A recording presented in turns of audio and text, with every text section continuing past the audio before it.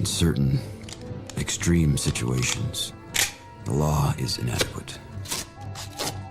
In order to shame its inadequacy, it is necessary to act outside the law, to pursue natural justice. This is not vengeance. Revenge is not a valid motive, it's an emotional response. No, not vengeance. Punishment. Tonight we have a chance to say, yeah, you're right. We're too extreme, we're too wild, we're too out of control, we're too full of our own shit. Or we have a chance to say, hey, fuck you, you're wrong. Fuck you, we're right. Because you have all made it to the dance. Because believe me, this is the dance.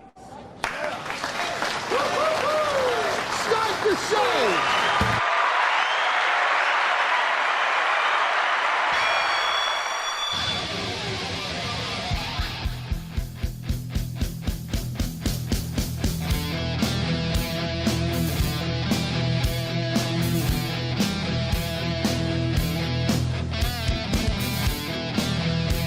Hey, you three. Good evening. Welcome to the show. It's the Steel Toe Evening Show. I did go to the gym today. I did play basketball. I did shower. I took this off after the morning show, changed into gym clothes, shook off my depression from the morning show, and went to the gym. And, I feel better now. But then I took a shower. I put this back on. You don't have to worry about contamination. Welcome to the program. It's the Steel Toe Evening Show. I don't care how many of you are here. I really don't. I just care that you're hanging out and having a good time. What a frustrating start to the week. You know, we got this. It's not a YouTube conspiracy anymore. I mean, when I got clips doing 5,000 views on Rumble and then the same clip goes to YouTube with the same hashtags, everything, and it does 100, I mean, I'm sorry, YouTube doesn't want me around. And then by sheer force of will, our audience keeps hitting like on YouTube, and like by a force of will pumping our numbers up. We were over 700 today. YouTube, Rumble, and all our places. It was great. I loved it. YouTube was mad about that. So they cut our stream. They said it was because we were commenting over clips of the Dylan Dennis-Logan Paul fight because we were talking about how Dylan Dennis started a fight at UFC this weekend, got banned from UFC events, the whole deal. And, YouTube decided, this guy's talking shit. He's still doing, the political slant that we don't like. And now his audience, by sheer force of will, is liking it into, not where we usually are, but getting close. Let's cut him off. Let's cut this chuckle fuck off, that's what happened. Usually when we play something and we're commenting over it, what they'll do is, at the very least, they'll warn us, like, hey, the people who own this video, they don't like people playing their videos, even if it's transformative content, which is what we do. Or what'll happen is the stream will be over and they'll block and demonetize the video and we edit it out. That's what happens. But when you're on YouTube's shit list and they're on the pay no mind list and they don't send your show out to anybody anymore, they just decide to really put the screws to you. So hello, YouTube, gift memberships and do all that stuff while you can. Who knows what they're going to cut us off for tonight. This is the second time in 4 days that they've done this to us, second time in 3 shows that we've actually broadcast on YouTube that they've done this to us. So, look, I got to say thank you, amen to Rumble and Twitter. They are just doing great for us. They send our show out there. It gets places. The subscribers go up. Our view count on YouTube is up, but I think that's more because we're entering the week where I went to jail, so I had that 1 week where there weren't a lot of views. So our viewership on YouTube is up, but they're screwing with our streams big time. It's too bad. We proved it, so I like that it doesn't even have to be a conspiracy theory anymore. So here's what we're going to do tonight. You guys got us up over 400 members on Rumble. We're pushing 500 on YouTube. We're pushing 500 over on Rumble. That's the next stop. And we don't have expirations this week because it's 4 weeks since I went to jail. Excuse me. So therefore, there's no gifted memberships to expire. So we got a free run at the bitch. So go for it. Go nuts. I appreciate it. Thank you guys very much. Remember, if you have memberships, you don't have to watch ads. Real Jacks 2 says they're probably dinging him for using the Hitman's intro music. A funny story, it is not the Hitman's theme music. It is a cover. It's a guy, if you don't know, it's a guy, check this out. Oh, I closed the video. It's a guy playing Brett's theme music on his own guitar. He's sitting in a chair playing Brett's theme music on his guitar. So if you think we're actually playing the song, that is a compliment to, oh, God, we used to put the link. We put the link in the description of the video. Zombie13, that's his YouTube account. Zombie13, and he does an incredible job with that. Thank you very much to NoPen15 Fathead with $2. Says, why does your hair look darker? Oh, there's a conspiracy out there in the corners of the internet that just love the toe and can't let him go. That I dye my hair. I have to tell you, I wouldn't know how to dye my hair. I don't even know how to dye my hair. I do love, though, that people's coping mechanisms are so strong that they stare at my hair like a bunch of homosexuals. I don't dye my hair. You'd think if I knew how to manipulate my hair, I'd keep these power alleys the way they are. Are you out of your mind? I am many things, but I am not vain about my appearance. I am not, I know that that's not what my angle is. I know I'm a charmer. I'm charismatic. I'm likable. So I don't, I'm sorry to disappoint people. I do not dye my hair. And yes, my lost interest, if I kept any hair in that region, yes, the carpet would match the drapes. They would be the same color. I got something gay for you. I'll give you this one, but I think I've mentioned this on the show before. I do shave my armpits. That's weird, right? Like I buzz my armpits. I don't like you look like the guy who holds his eyeballs in real monsters. If you keep armpit hair, it just kind of gets wild and unruly. So I just, and plus when I play basketball, I wear basketball shirts and I don't want fucking armpit hair everywhere. So I just ixnay on the armpit A. So that's yeah, I guess if you want embarrassing hair stories tonight, that's how you know. That On a Wall says they're projecting. Yeah, I mean, if you have to stare at another man's head and make things up about his hair, you're in a bad spot. I mean, I could give you some phone numbers. My therapist was great. Maybe they could help you. Dexter Morgan says it's a loophole. SP knows how to do it. No, I'm telling you, I wouldn't know. The men in my family don't go gray. They go bald. I lose my hair. And to be honest with you, I'd rather go gray than lose it. Losing your hair is such a powerless feeling. Like taking a look at pictures of myself when I was like 25, well, I'd say 22. And then looking at pictures of myself now, it's like, ain't no denying it. Ain't no denying it. It used to be a widow's peak. Now it's starting to be a widow's canyon. It's getting worse. I look like unknown Hinson, for Christ's sake. But going gray, you can kind of make that sexy. You know, you can kind of make the salt and pepper. Like imagine if the wave over, imagine if that had a little gray in it. Miss Tay would be going nuts. She would be losing her mind and just throwing shit at the screen, garments and everything. It'd be a pip. But unfortunately, no, I'm losing my hair. It's not going gray. $2 from K-Fall in the Great says, that's bullshit. I sold you that hair dye at the dollar store. You told me to keep my mouth shut, and I did. Well, what's the point of telling you to keep your mouth shut if you're just going to blab to all these people? Just when you think you can trust somebody on the internet. That's another thing I don't get. I was talking to someone about that today. I was like, Why do these retards online spill their guts in DMs to complete strangers?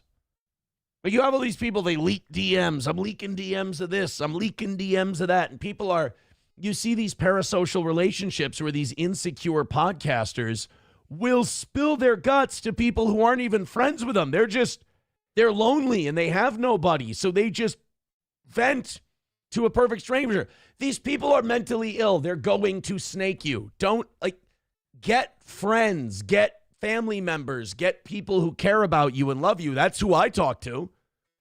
You know, I talk to SP, I talk to friends, I talk to family members, I talk to these people who get burned by DMs or Discord messages. It's like, first of all, if you have a Discord and you hang out with people in there, it's one of the most depressing things I can think of. Get help. But seeing people get burned by K Fallen the Great is I sold you that hair dye at the dollar store. That would be okay because at least I went out to the dollar store to get it. But there's people out there who will buy hair dye, DM K Fallen the Great on Discord, and they go, I got hair dye today. And then K Fallen the Great will get mad about something that person said on their show one day and go, he buys hair dye. I told you that in confidence. You trusted some anonymous asshole on the internet, you retard. Stop doing that. You got all these guys, they're like that Haley DMs married men, and the married men DM her back, and they're God knows what they're saying. And it's just go ahead, do what you want, but I've been doing this a lot longer than you, and I can tell you, that ain't no good road. But please, when your enemies are making mistakes, don't interrupt them. So what I meant to say was, K Fallen, shame on you. How dare you? Miss Tay says, oh, for fuck's sake, I defended you. What do you mean you defended me? Right. And I said if I had a little salt and pepper action in my hair, you'd absolutely go crazy. You'd go nuts. Numero Uno says, Jeff Dye in the thumbnail of a Steel Toe show. What a time to be alive. Yeah, there was a Jeff Dye story that caught my eye, and I want to talk about it. It's really, really weird. It's another one of these entertainer guys doing GoFundMes. Stop doing GoFundMes if you are a broadcaster. You already have a GoFundMe every day. It's called your show. If you have a Patreon, or if you're like us and you have a goal or anything like that, you already have a GoFundMe. You have a GoFundMe for a living. You're a living, constant GoFundMe. I see I give Carl shit because he has a GoFundMe for, he fucked around and found out on this John lawsuit now. And he's taking money from people for this lawsuit. It's you've been taking money from these people and delivering them an OP level product for years. You don't deserve that money. Use the money you've been making doing your show. You don't have any kids. You can afford, if I can afford it, you can afford it. And they do these GoFundMes. But then somebody DM'd me Carl's numbers on the show he was doing today. And he was doing less than 200. He was doing Steel Toe evening show numbers. The morning show crushes whatever he was doing today. And I was like, okay. I kind of decided maybe it's time to take it easy on Carl.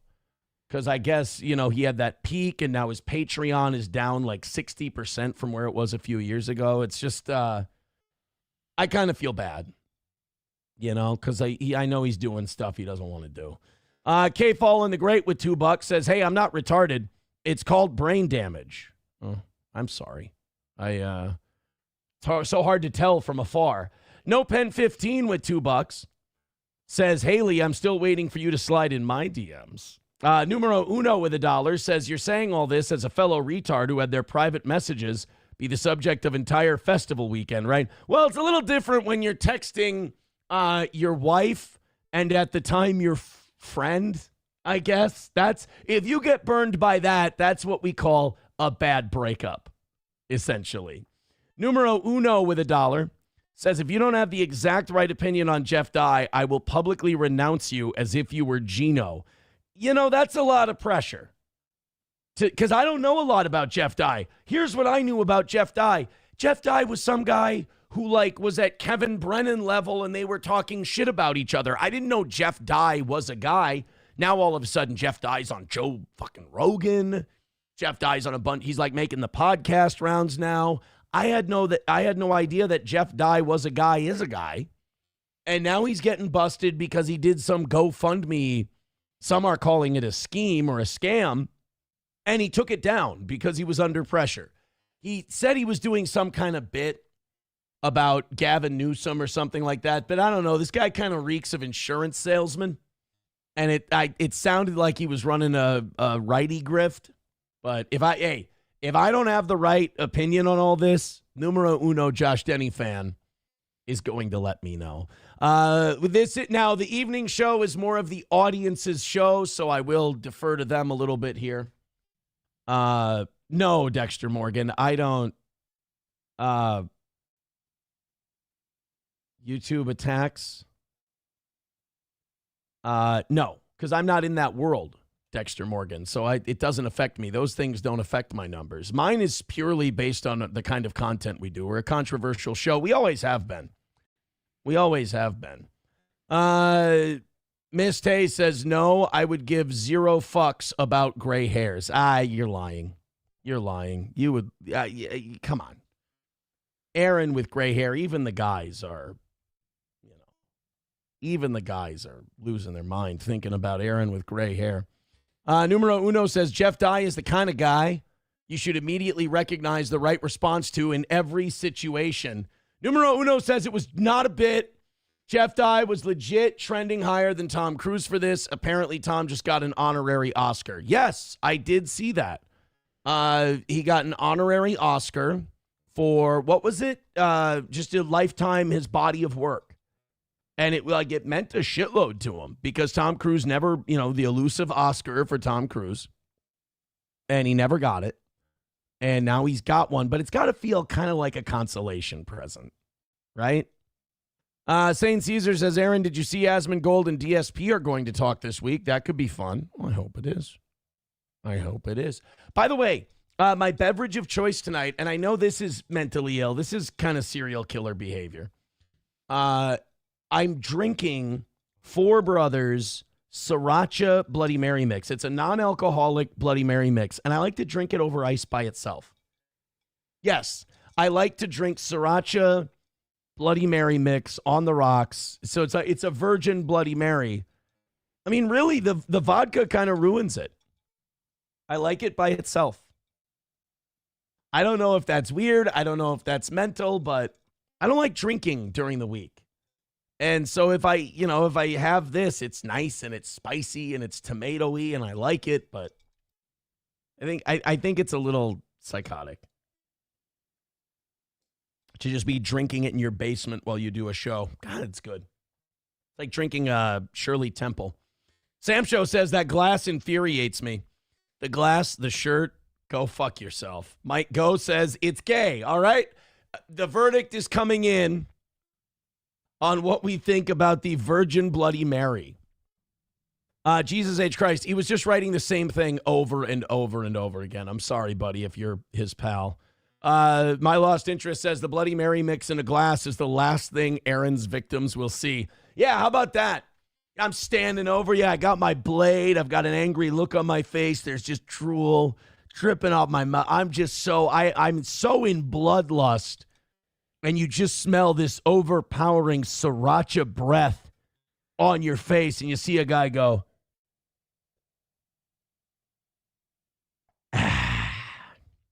there's no booze in it, And then you just slash him to pieces. I'm going to put that in my script, My Lost Interest. That'll make a good movie. The Sriracha Killer. It's a good one. Numero uno with $1.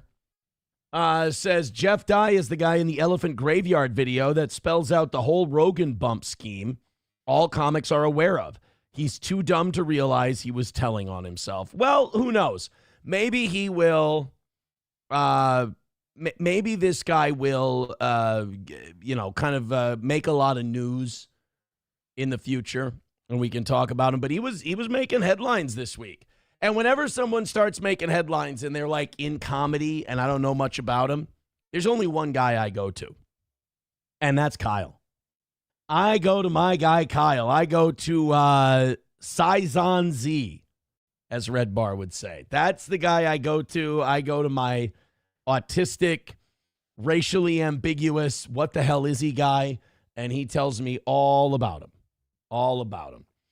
Numero uno says, who knows? I know. I just told you. Sorry. I apologize. Let's get to it tonight. You know, this was awesome. If you're an old school steel toe person, you're going to love this. I wonder, he might have more likes and views on this short than I get on my shorts on YouTube. But, yeah, no, that's not a joke. He totally is. It's awesome. Anyway, Corey Adam did a short from a gas station, and YouTube sent it to me. Like, YouTube gave me a notification for it, and I thought, wow, it must be really nice to have a channel where YouTube actually sends your video clips to people. Must be fantastic. I wouldn't know. We're bad guys. We're evil. We're Nazis. So Corey made a short, and I got to be honest, it made me miss Corey. I want Corey to do shows here. I want Corey to do steel toe.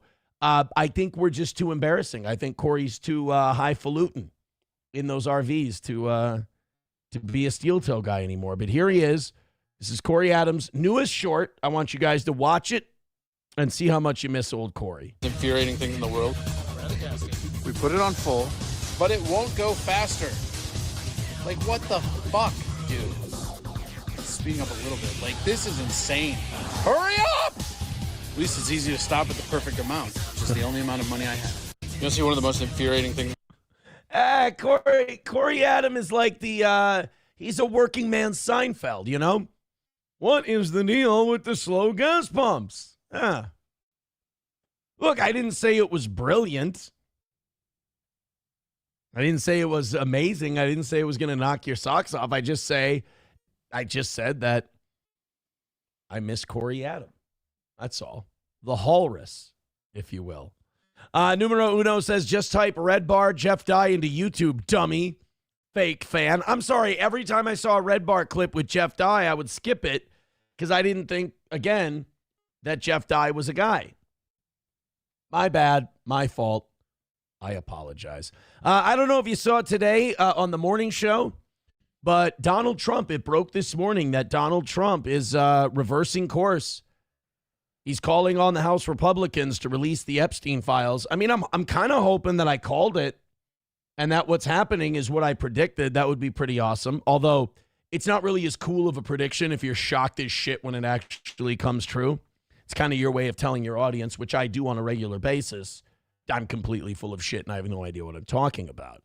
But Donald Trump is now saying to the House Republicans, release it all. Everything you've got. Dump the Epstein files. And it's interesting for two reasons. One, I thought he could just do that. Like, can't he release what the Justice Department has? Can't he order Pam Bondi to release all the Epstein files? I thought that was something within Trump's purview. Unless there's something that the House of Representatives have that the DOJ doesn't, but I find that hard to believe. Number two, I find it interesting because I'm wondering if Donald Trump hasn't seen what's come out so far and has said, oh, really? That's what they've got? Well, let it all out there. Let's burn everybody down. That's the danger. You know, when people say, Aaron, come on, Trump's not in the Epstein files. If he would, wouldn't the Democrats just leak it all before the election and just bury him? And I was like, no, because they know that opens the door to somebody possibly releasing all of the Epstein files and showing all of the Democrats that are in there. By the way, did you see who the betting favorite is? And you know these guys have insider information. Did you see? I want to see if anybody in the chat gets this. All of the betting websites have set odds on who the most likely to be in the Epstein files is as one of the customers. There's one guy who's running away with the top spot right now. And I know you're thinking Bill Clinton, you're thinking all these people. I wonder how many of you have actually read this today. We're going to talk about this on the morning show tomorrow. I couldn't believe that this was, no, it's not. Yeah, see, Das Optic Nerve says Hillary. No, it's not Hillary. Not at all. No, my lost interest, it's not me. No, not Bill Clinton. It's not either of the Clintons. The number, Sam Show says Rabbi Shmuley. Oh, if only, right? If only. No, the number one guy with like 33% possibility is Stephen Hawking. Now, I don't know if you know this, but Stephen Hawking, the rumor is that he was a complete degenerate back in the day, that he was into all kinds of fucked up sex shit. There's been rumors about, Stephen Hawking being into a lot of like kink and a lot of fetish type stuff. And he's expected to be the number one guy. I bet you, sitting in that wheelchair like he does, I would bet that Stephen Hawking, I don't mean this with disrespect to one of the greatest mathematicians who ever lived, but I think Stephen Hawking was probably into getting pissed on. You can write that down. You can make me own that. You can make that's my 2 cents. I think Hawking was into getting pissed on. And it would be, yeah, thank you, numero uno. It's Pauly Market. He says it's a scam. Taste Fairy Ialto says, oh my God, I want to hear Stephen Hawking's dirty talk. I want you to bend over and piss on my face. And it has to go by, it reads his eyeballs. So a computer reads his eyeballs and then spits out what he's saying. Put a ball gag in my mouth and shit on my chest.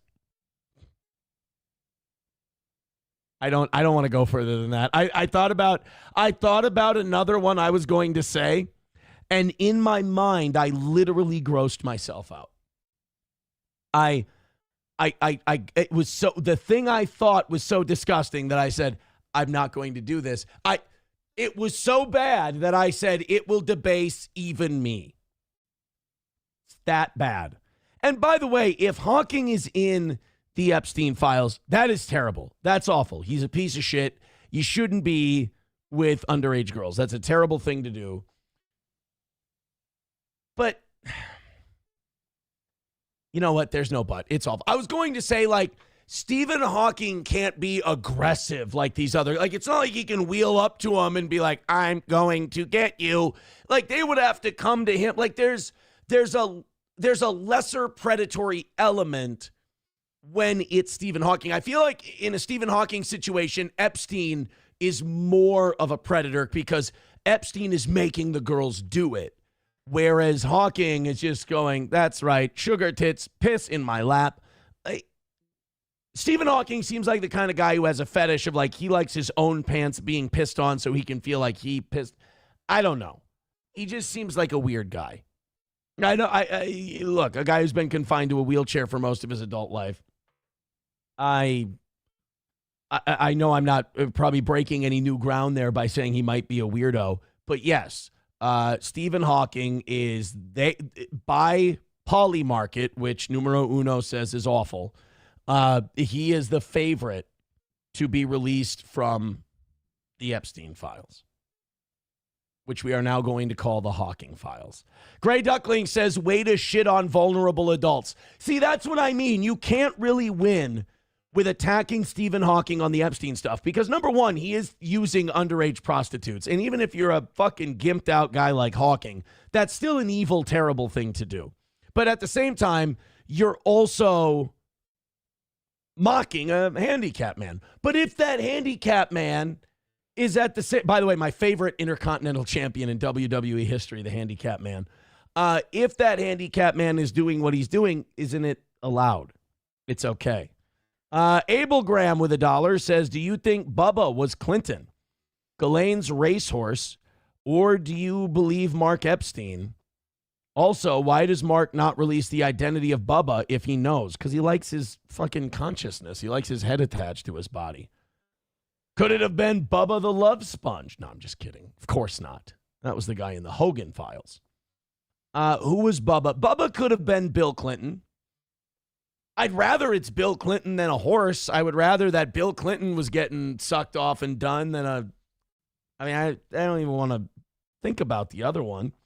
$1 from numero uno says, do you think Shmuel Buckman, is that No, that's not Rabbi Shmuley's name. What's Rabbi Shmuley's name? It's Tokum or something like that. I don't know who Shmuley Buckman is in the Epstein files. Would you bet against it? Rabbi Shmuley's relatively new, isn't he? So I don't think Rabbi Shmuley would be in the Epstein list. Besides, if we said he was, it would somehow be anti-Semitism. Rabbi Smoothie says, I think judges have the files in lockdown, which presumably means the vote is a moot point. Then they'll blame the courts. Yeah, I think with all the Epstein files and stuff, they seem like they must be in a couple different places. Because if Trump is telling the Republicans, hey, you've got to release this, and then Trump could seemingly wave a wand or wave his hand and release a bunch of Epstein files through Pam Bondi. I mean, who's in control here? Where are all of the files? Let's go to OG Anonymous Fake Dono for $10 on Venmo. Thank you. Says, I normally enjoy a little panic begging on Steel Toe, but it's only okay if Aaron makes the goal. Thank you. Yeah, we missed by $20 this morning. And I think what I'm going to do is I don't want to stress myself out. I got bad this morning, and it really bummed me out and was a shitty way to start the week. And then I worked out, and I was fine. So I think tonight, look, whatever you guys throw in, you throw in. We're going to have a goal, but look, man, if we take a hit and we take a loss, I just would rather do a 2.5-hour show tonight, not worry about a goal, take whatever loss it is. Plus, it might even kind of show you the actual quality of the show if I'm not sitting here haranguing people. So if we don't make any money, we don't make any money, but at least I got to do the show I love. And I do. I'm in love with my show. I love doing my show. If it's not for you, it's not for you. But I've always said, I don't want any unhappy campers in my tent, as it were. So thank you guys very much. All the info is up on the page. Of course, every 100 memberships we get to, though, I will do an extra half hour for. Thank you guys very much. I appreciate all of your generosity. So we get to do some local stuff tonight. I have some Minnesota stuff. And it's good Minnesota. It's good stuff. And you guys are going to enjoy it. It's scandalous. It's gossipy. It's dirty. It's news. This next story has to do with the school district I went to, the school district I grew up in. There were a couple high schools in my school district. There was Irondale, which is where I went, and there was Moundsview High School, which is where the kids with more money went. Irondale was trash. So Moundsview High School is going through it a bit this year. They're having to do a little, restaffing on the fly, shall we say, because Ted Bennett is going to be taking a leave. Ted Bennett is leaving the high school teaching game. Now, this happens a lot. Sometimes teachers decide they want to travel. Sometimes teachers decide they want to pursue a passion or they want to change careers. People get burnt out teaching kids for a long time. So this Ted Bennett decided he was done teaching at Moundsview High School. And we'll let you know the reason why. Why? Now, we all want to know why Ted Bennett is newsworthy. Our top story tonight, the Moundsview English teacher charged with sex crimes involving a 16-year-old student has now resigned. Ew. So he was an English teacher. An English teacher. So he was practicing being a cunning linguist. I don't even want to do. Nope. Not a, you know what? A little sriracha while the story plays. In the last couple hours, the school board accepted his resignation. Fox 9's Mike Manzoni is live in Shoreview for us tonight. Hey, Shoreview, home of the most brilliant broadcaster in Minnesota history, who took his entire budding career, his #1 rated show, and flushed it down the toilet to beg for money on the internet. Home of one of the greats. Shoreview, Minnesota. Nowhere better. Actually, a beautiful place to grow up. The now former teacher also faced a judge today. Well, rub it in. And Randy and Kelsey, that judge set his bond at $75,000 and ordered him to... What the fuck? Sorry, I got a little mad. That wasn't show. That was real life, Aaron. That was not show performer, Aaron. My fucking bond was $75,000 for some bullshit. This guy gets $75,000. He was fucking one of his students. What the shit? At what point do you have to admit that Aaron was right and it was a fucking rigged game? 75 grand for a kid fuck. Are you out of your mind? Stay away from the victim in this case, 58-year-old Ted Bennett. He looks like Obergruppenführer Smith from Man in the High Castle. Rufus Sewell. This guy's a Rufus Sewell-looking motherfucker. Faces several charges after investigators say he had multiple sexual encounters with his 16-year-old student. The investigation started Monday when police... Dude, even if you have sex with an 18-year-old student and you're a teacher, it's still wrong. I think you still go to jail, and you should, because there's a power dynamic there that makes consent impossible. Like true enthusiastic consent becomes impossible, even if you're having sex with technically an adult, like a high school senior who's 18 years old. Don't have sex with your students, please. It's 2025. We're done having sex with... having sex with your students is so 2008. You're so 2000 and late. Knock it off. Police went to Mounds View High School to look into reports of an inappropriate relationship between Bennett and the girl. Investigators say Bennett gave the girl... By the way, look at how, ass that high school is, right? Look at how fucking cheeks that high school is. What a dog shit. Mounds View sucks. Mounds View is ass, always has been. They used to kick our ass in everything. Football every year. We'd go 5-3, 6-2. We'd have a pretty decent year. We'd win our first round matchup in the section playoffs, and we'd run into either Roseville or Mounds View, and we'd get our taints kicked in. Fucking Mounds View. Your school's gay. I had some good friends who went to Mounds View, and those boys were good drinkers. They were fun drinking buddies, but fuck your school. I'm glad you're having problems. Narcotics as well as alcohol. According to court documents, some of the encounters happened at school during the school day. How? What, do you want to get caught? Sometimes they do. Actually, sometimes they do want to get caught. But in school during the school day? Oh, fuck this guy. Don't. For more than 25 years. He started in 1999, and a spokesman told us tonight that Bennett did not have any previous issues. Investigators say they do believe that there are other victims in this case, and they've set up a hotline for them to... Fucking dirty Dick Bennett over here. So this guy's like a serial student having sex with her guy. The technical term. What happened? He's been there for 30 years almost. And just, would he get a parasite? Or did he drink some bad chocolate milk from the cafeteria? How do you all of a sudden, just one day go, 30 years in education, probably close to being able to retire. You know what I ought to do? I ought to start getting some strange. From the students, no less. Fucking asshole. Come forward. We do have that number for you on our website, fox9.com. I have a theory. Divorce. He went through a divorce, like the midlife crisis thing, and now he started doing this and trying to be the cool teacher, and it got away from him, and now he's a fucking asshole. That's the theory I'm working with. Because that guy, dude, 30 years in education. 30 years in education. And now all of a sudden you start doing this. At one point, something broke in this guy.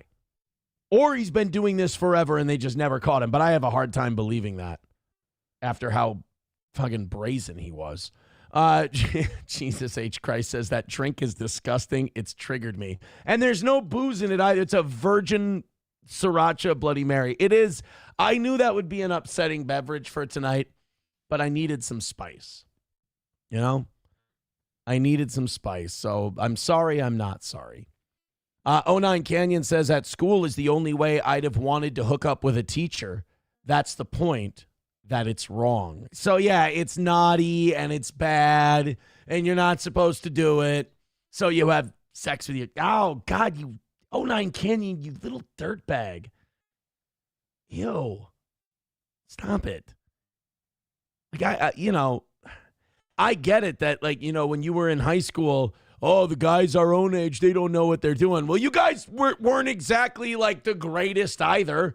We were learning together as we go, unless you fucked one of the trailer park girls. They were probably doing it since about 5th or 6th grade. Outside of that, you were all kind of figuring it out as you went. Nobody's fucking crushing it right out of the gate, okay? You're doing your best, and you're enthusiastic, and you want to learn. 09 Canyon, that was... Ugh. 09 Canyon's like, oh, if I were to have sex with a teacher, it would have to be in the school while school's on. That's part of the... Stop it! I don't want to think that way. They're all victims. It was wrong, and he's a terrible guy. A lot of vagina says, I agree. Stop! Miss Tay, talk some sense into these broads. They're talking all horned up for teachers. It's not cool. Fauci's Pangolin says trailer park is actually second grade. Oh, okay. Thank you. I was being conservative. 09 Canyon says, sorry, I'm being honest. No! Oh, God. Does that mean that, like, the girls we knew in high school, like, some of them were thinking about it? No. I know exactly which one they would have picked, too. Mr. Austin, those whores. He was tall, and he had great hair. You know, kind of like me. Those fucking bitches. Jesus H. Christ says, I gotta fix this, dude. You wrote this like an invalid. I'd have loved my teacher to want to... Oh, no, it works. I'd have loved my teacher to want to bang me in high school, but I'd have to put that bitch on disability. Oh, yeah, because you were... I mean, back in high school, you were just... Oh, yeah, just old thundercock, you know? Get out of here. 09 Canyon says, yes, it's his responsibility as the adult to say no and to stop it before it starts. 09 Canyon is being a hoe. Guys, stop 09 Canyon from being a hoe, please. She's doing hoe things. I don't like it. Ugh. She's just walking up to the teacher like, hi, Mr. Austin. Or however she talks. And she's just like, are you going to stop me? Because I have a pressing question for you. It just squeezes your fucking whore high school tits. You skank.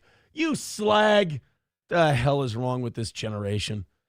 Halada Vagina says, Aaron had sex with Mr. Austin. No, I did not have sex with Mr. Austin. However, I will say this. One time, Mr. Austin kicked me out of school for talking with my friends. Or not school, out of the class. He said, Aaron, go wait outside for a minute. Because I was getting out of pocket with my buddies. So as I walked by, I sack tapped him backhand. I thought it was hilarious. I thought my friends would find it funny because we were all sack tapping each other. Because when you're in high school, you're really gay. And I sack tapped Mr. Austin. He went, oh, you know, because that's why you sack tap your friends, to see them go, oh. They make a dumb face. So, yeah, that didn't go well. I got 2 days ISS in that class for that little stunt. That wasn't as bad as the 1 week ISS I got for that period when I was in gym. And not GYM, gym class. Team sports is what we called it. And wasn't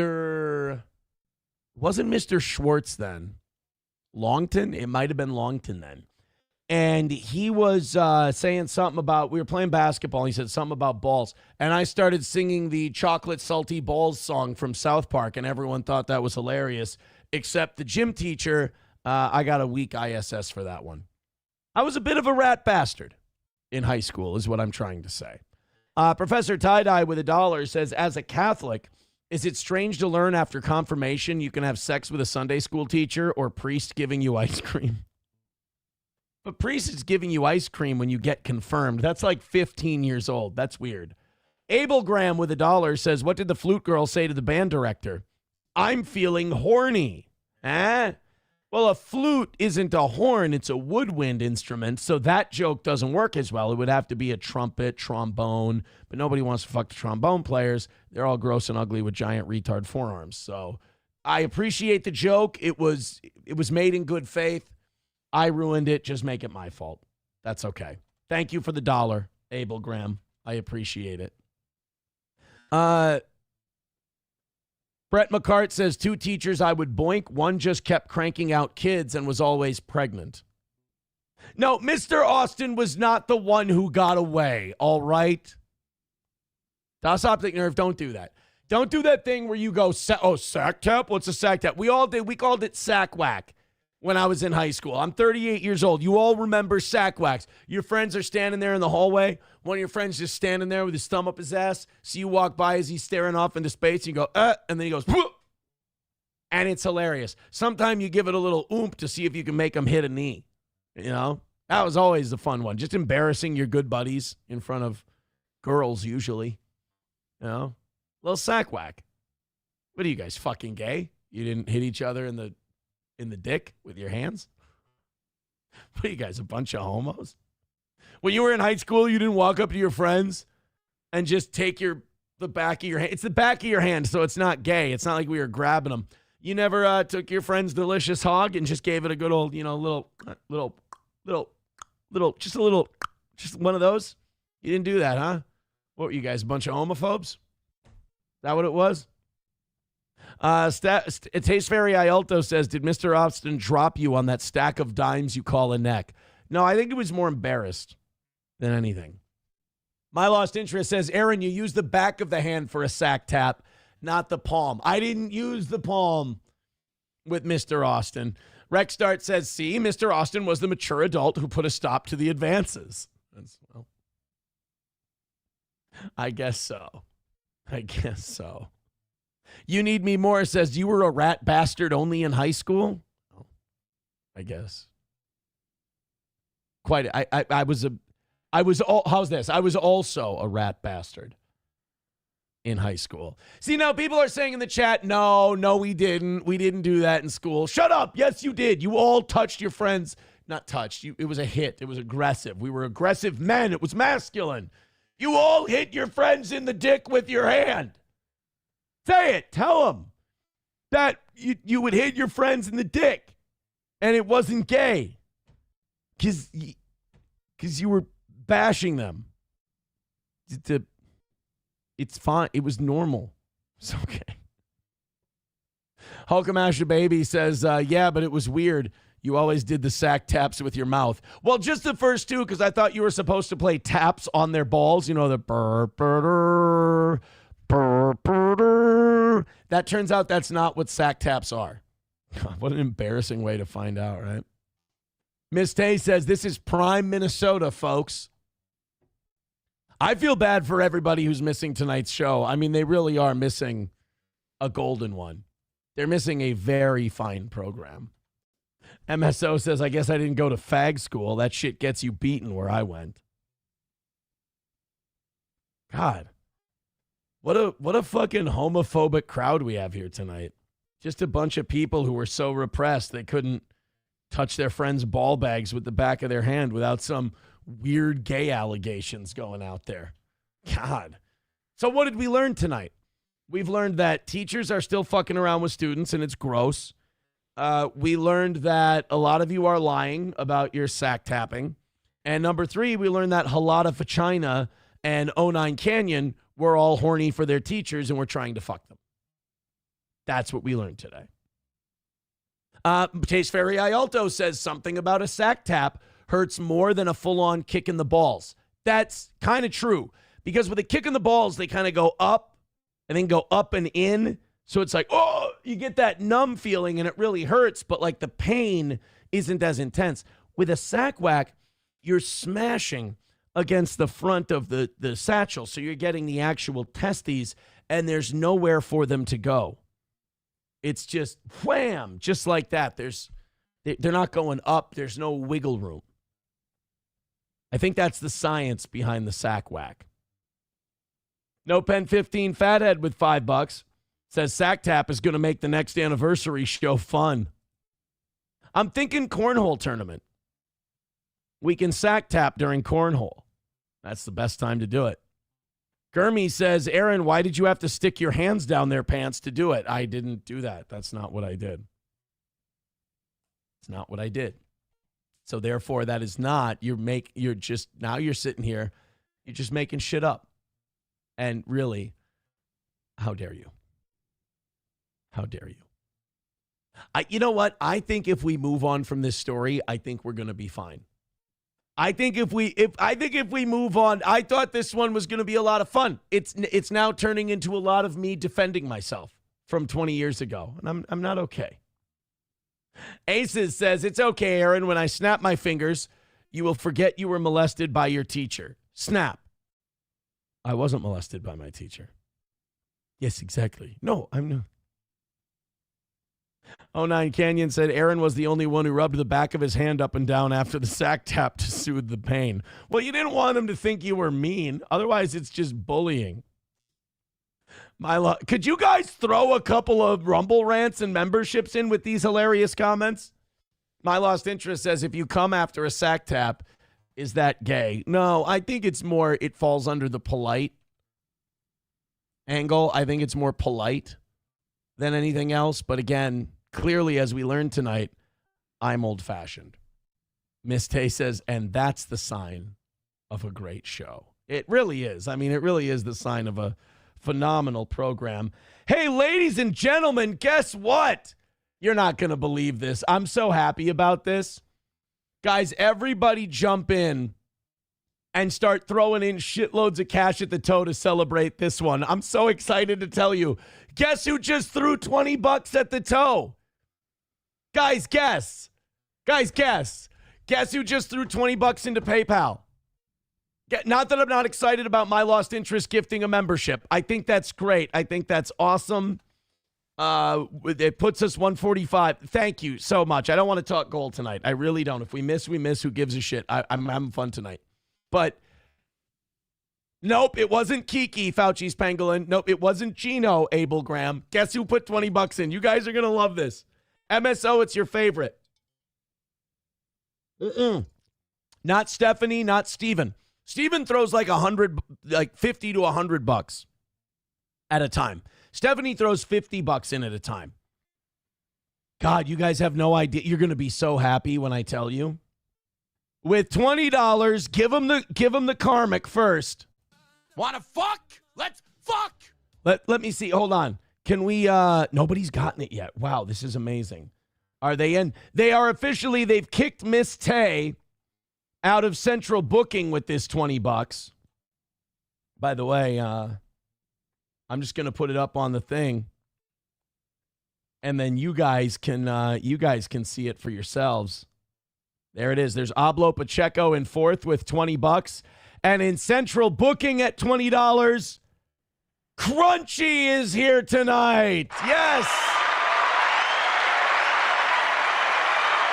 Crunchy is alive. She is not dead. Crunchy with $20 says, the guys when I was in high school were obsessed with Scoop. They started doing it to the girls, and we had to have an assembly about it. Now, was Scoop on the tits, or was Scoop like cupping the vagina? Because I imagine Scoop could be either one. I mean, it is great to see It is great to see Crunchy back in the game. That's fantastic. Guys, everybody get in the game now because Crunchy did. That makes me so happy. Thank you, Crunchy. I appreciate it. Steven, Walter, Sanford's son, everybody jump in tonight in honor of Crunchy coming back. That makes me so happy. Thank you so much, Crunchy. I just like it because anytime Crunchy donates to the show, it shows she's alive. And I like to know that Crunchy is alive. Abel Graham says Scoop could just be groping ass. Oh, that's a good point. Scoop could just be, I went right to vaginas and breasts. I thought it was maybe you take your hand, you make the cupping, and then you cup. Like you're walking by and you just cup the downstairs and you go Scoop, and then maybe you swipe it. You know, see if they're into it. Or I guess Scoop could also be like you get under the tit. Maybe you're walking by and you swipe sideways and you scoop. I don't know what Scoop is. Isn't it amazing that I know what the game is when you hit another guy in the cock, but I don't know the Scoop game with girls? Das Optic Nerve says, is Crunchy single? Well, depends. What day of the week is it? MSO says, so the prison is allowing Crunchy to text. Crunchy, you don't have to tell them where you are. You don't. But we're just glad you're here, Crunch. That's all. That's what he's trying to say. He's just happy you're here. Aaron has only scooped his male teacher. I wish I knew what scoop was now. I'm obsessed with finding out what scoop is. Hey, guys, thank you very much. Keep hitting like, keep hitting follow, keep hitting subscribe. 349 is what Rumble Studio is spitting at us right now. We're back up. YouTube a little low, but that's normal because they have been fucking with us. Keep hitting like, keep hitting follow, keep hitting subscribe. We're back in the 300s for the evening shows. I'm pumped about tonight, man. I'm pumped. Thank you so much. It's all going back up for the toe again. Keep it going. Keep it up. Let's turn it into a musical and scoop some butts. All right. While we wait for Crunchy to tell us exactly what scoop is, let's go to Minneapolis for some good old-fashioned Midwestern racism. One thing about Minneapolis is that there's a bit of a culture clash right now. Everyone thinks of Minneapolis as like a bunch of, hippie, far left, liberal progressives with blue hair walking around amongst a bunch of Somalis and, basically a John Rocker nightmare come to life. But what you don't understand is there are still a lot of like old, like grizzled Minneapolis residents who have been there since they were a kid and now they're in their 60s and 70s. And let's just say they're having a hard time adjusting to what Minneapolis has become. Starting with this guy who runs a barber shop. Now, this barber is going viral tonight because a Muslim woman and her son came in to get their hair cut. The guy who runs the barber shop would not serve them, would not cut the hair. They said they wouldn't. And he was upfront. It wasn't even necessarily anything that the woman or her child did. He said he's been getting a lot of harassment and a lot of like vandalism in the area from the Somali population.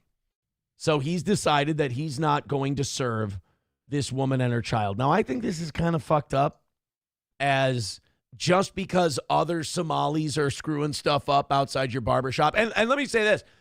That has to be frustrating. You probably had this barbershop for decades. You're watching the neighborhood change. You're watching people not appreciate the country that's helped them and rescued them.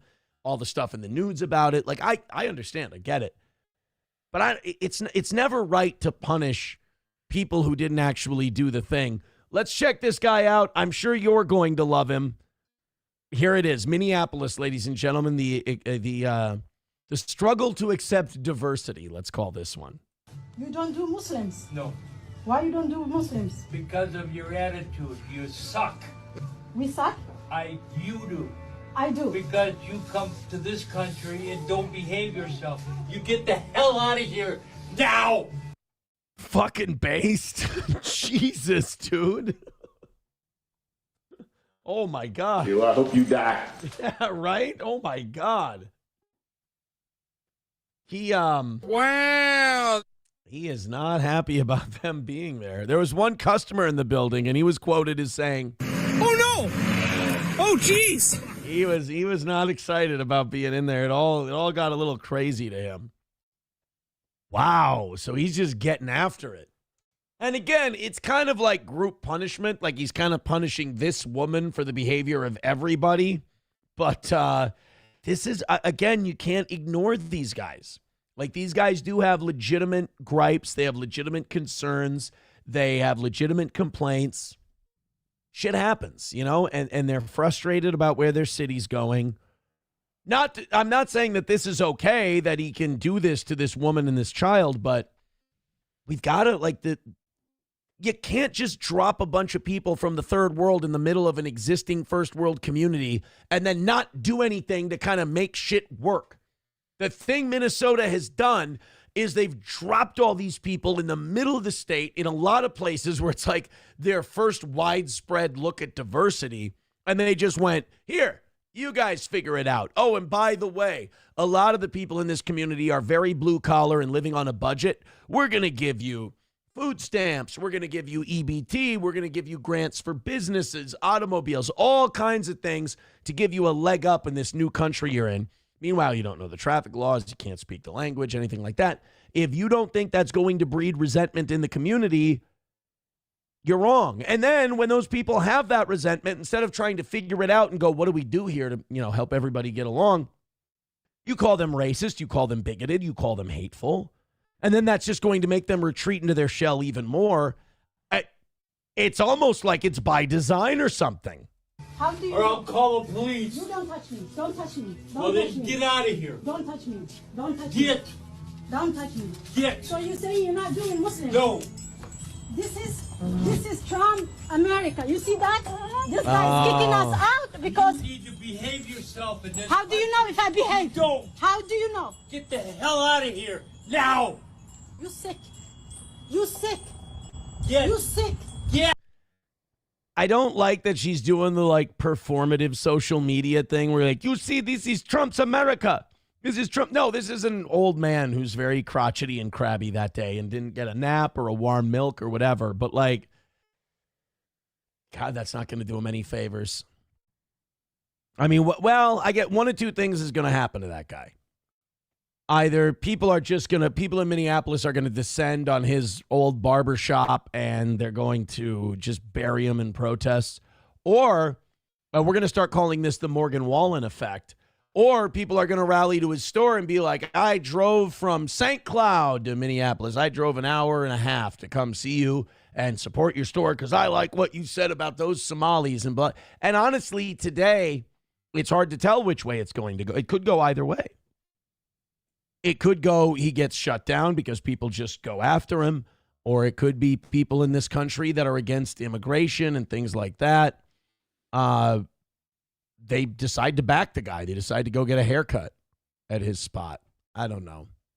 Personally, and I guess this makes me a bitch or a cuck or whatever, but I think you cut the hair, you move on.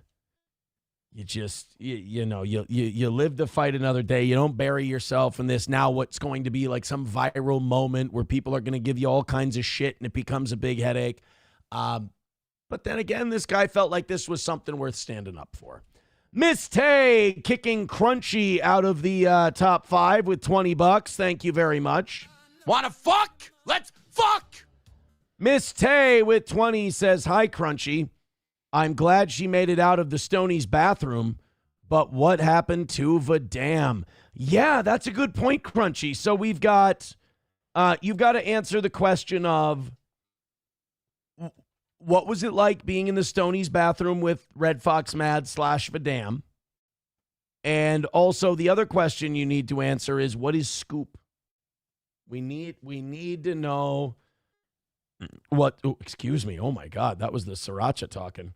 We need to know what scoop is, if you could. That's going to put Ablo Pacheco in central booking. And Crunchy, with a brief visit to the top 5, is going to be kicked out.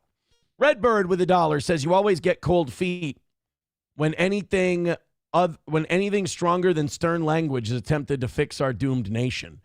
Well, maybe you might be right, but I just don't think that some guy kicking a Somali woman and her kid out of a barber shop is going to fix our cultural problem in this country.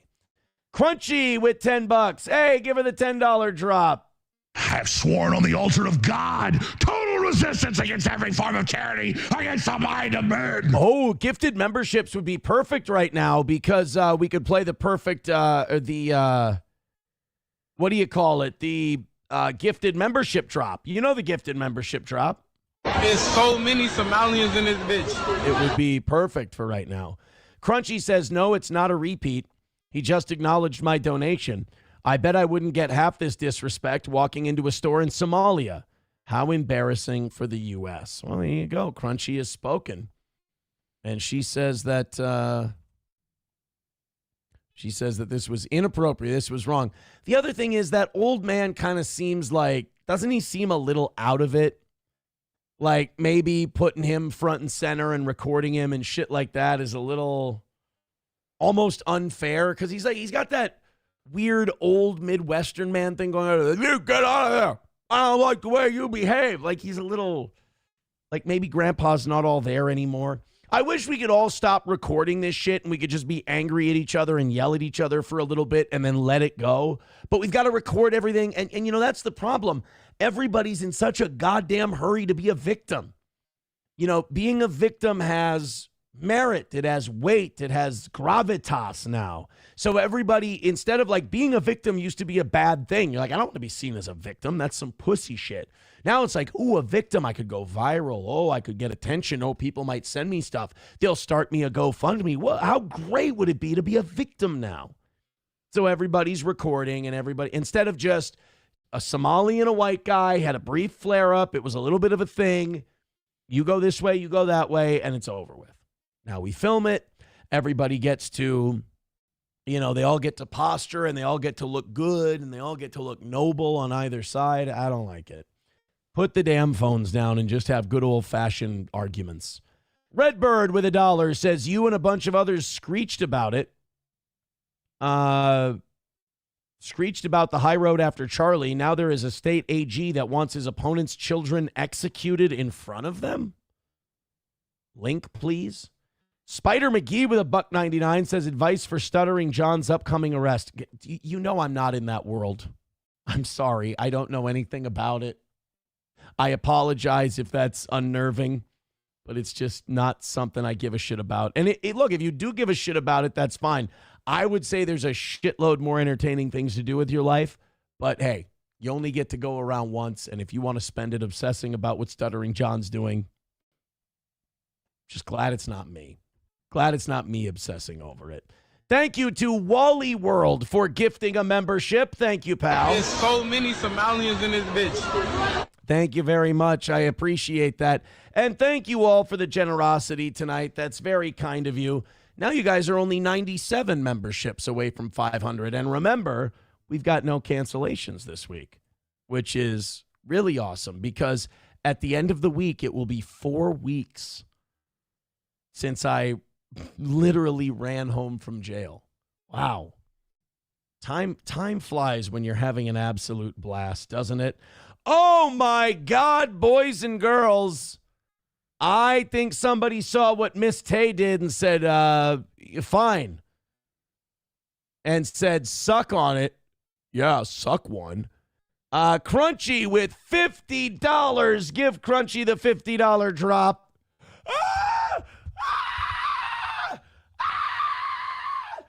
Yeah, why would you call him gay? Oh my God! Why would you? Holy shit! Holy shit! Thank you, Crunchy, for the $50. Says I already answered the scoop question. It's Scooping Boobies. That was the name of my band. And hello, Miss Tay. You're looking dapper. It was the 9th least disappointing experience I've had in the Stoney's bathroom.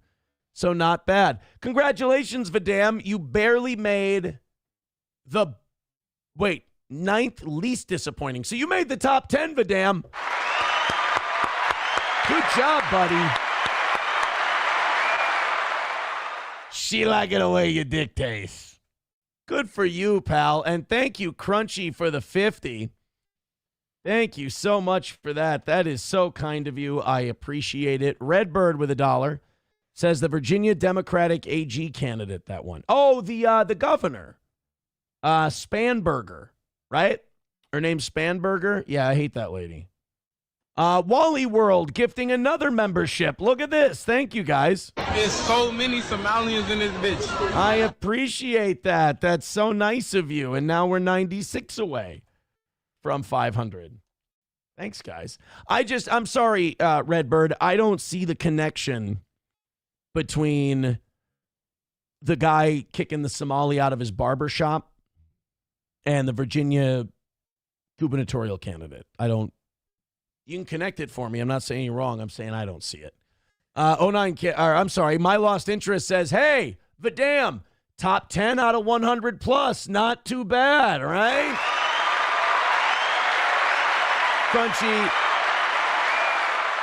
Crunchy, tell them that they're wrong, that you haven't taken 100 plus guys into the Stoney's bathroom. Just tell them that that's not true.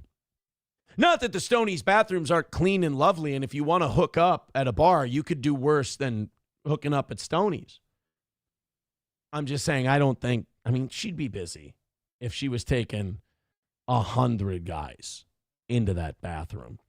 Wally World says, love the Somali drop for gifted membership. Oh, hell yeah. Everybody who drops memberships is getting the Somali drop from now on. Are you kidding? Get after it, man. Get after it. Thank you, Crunchy. It's always nice to have you here. Makes my day. So that puts her at 85. She's in first place.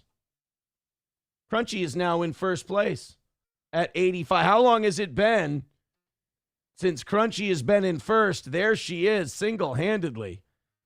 Kicking ass tonight. Thank you. Red Fox Mad in third.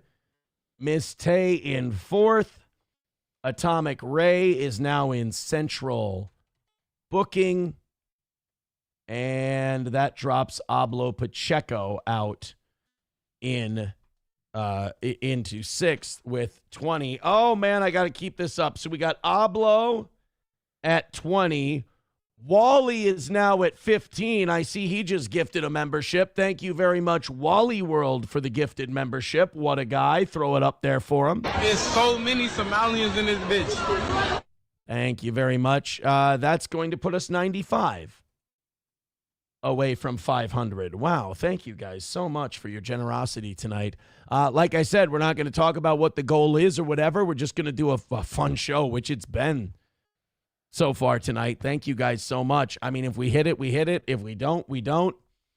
This morning, I got a little out of pocket, so I want to pay you back by just having a nice, stress-free evening show. And you guys have paid us back by being up over 300 people, 354 at the moment. Hit like, hit subscribe, hit follow, no matter where you are. I appreciate it, guys. Thank you very, very much. Red Fox Matt in the chat says, good afternoon, Crunchy. How are you today, baby? Oh, shit. Red Fox Mad with $5 says, Crunchy is an amazing, beautiful young lady. Very sweet and nice. Oh, damn. Red Fox Mad is hitting on our girl. Look at this. It's love. Pretty soon they're going to be playing Scoop. They're going to be sack whacking each other. They're going to be singing songs to one another. Look at these two. I tell you what, I'm going to fucking puke. Sounds nice. Red Fox Mad, by the way, in that top 5 as well. Thank you. Oh, $5, by the way. There's so many Somalians in this bitch. There you go. There you go. Fauci's Pangolin, it is posted to the top of the page if you do have to look. But I'm going to keep my promise not to mention it tonight. I appreciate it. All right. Numero uno Josh Denny fan has been waiting for this moment. So I don't want to keep him waiting any longer.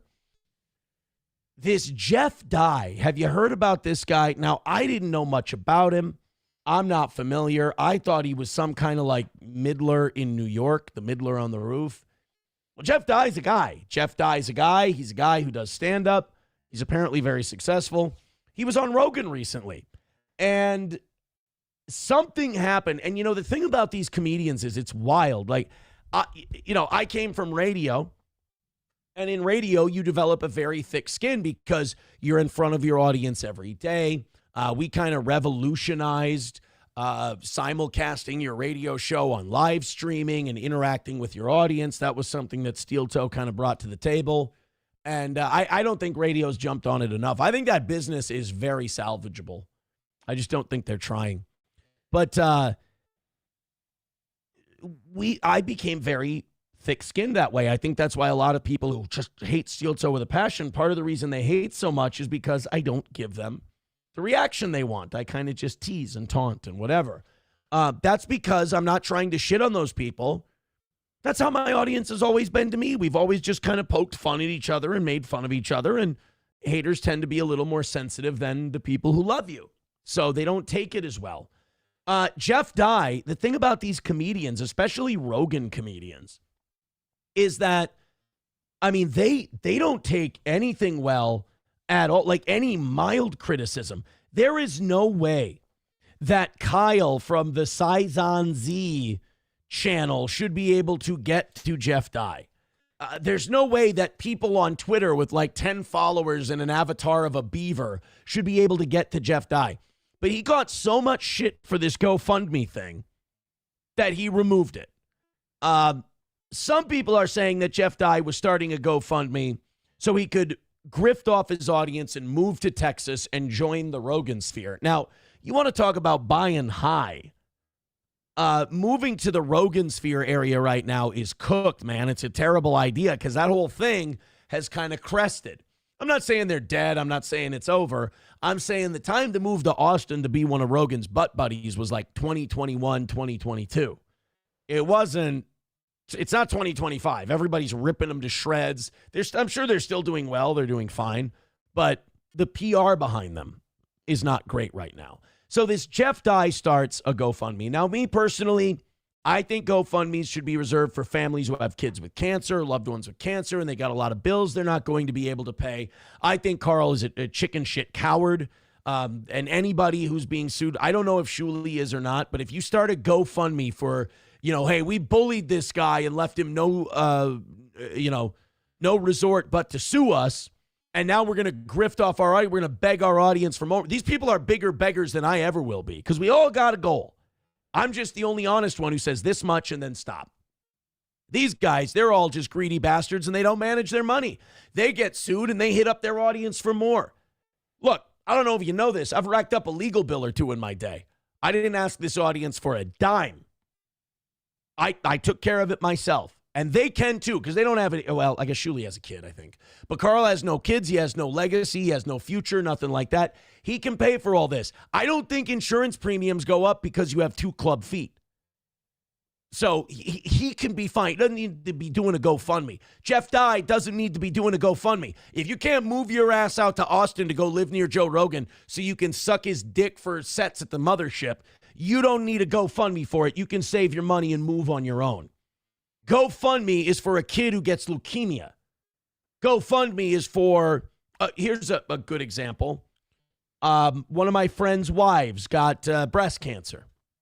And we all chipped into a GoFundMe.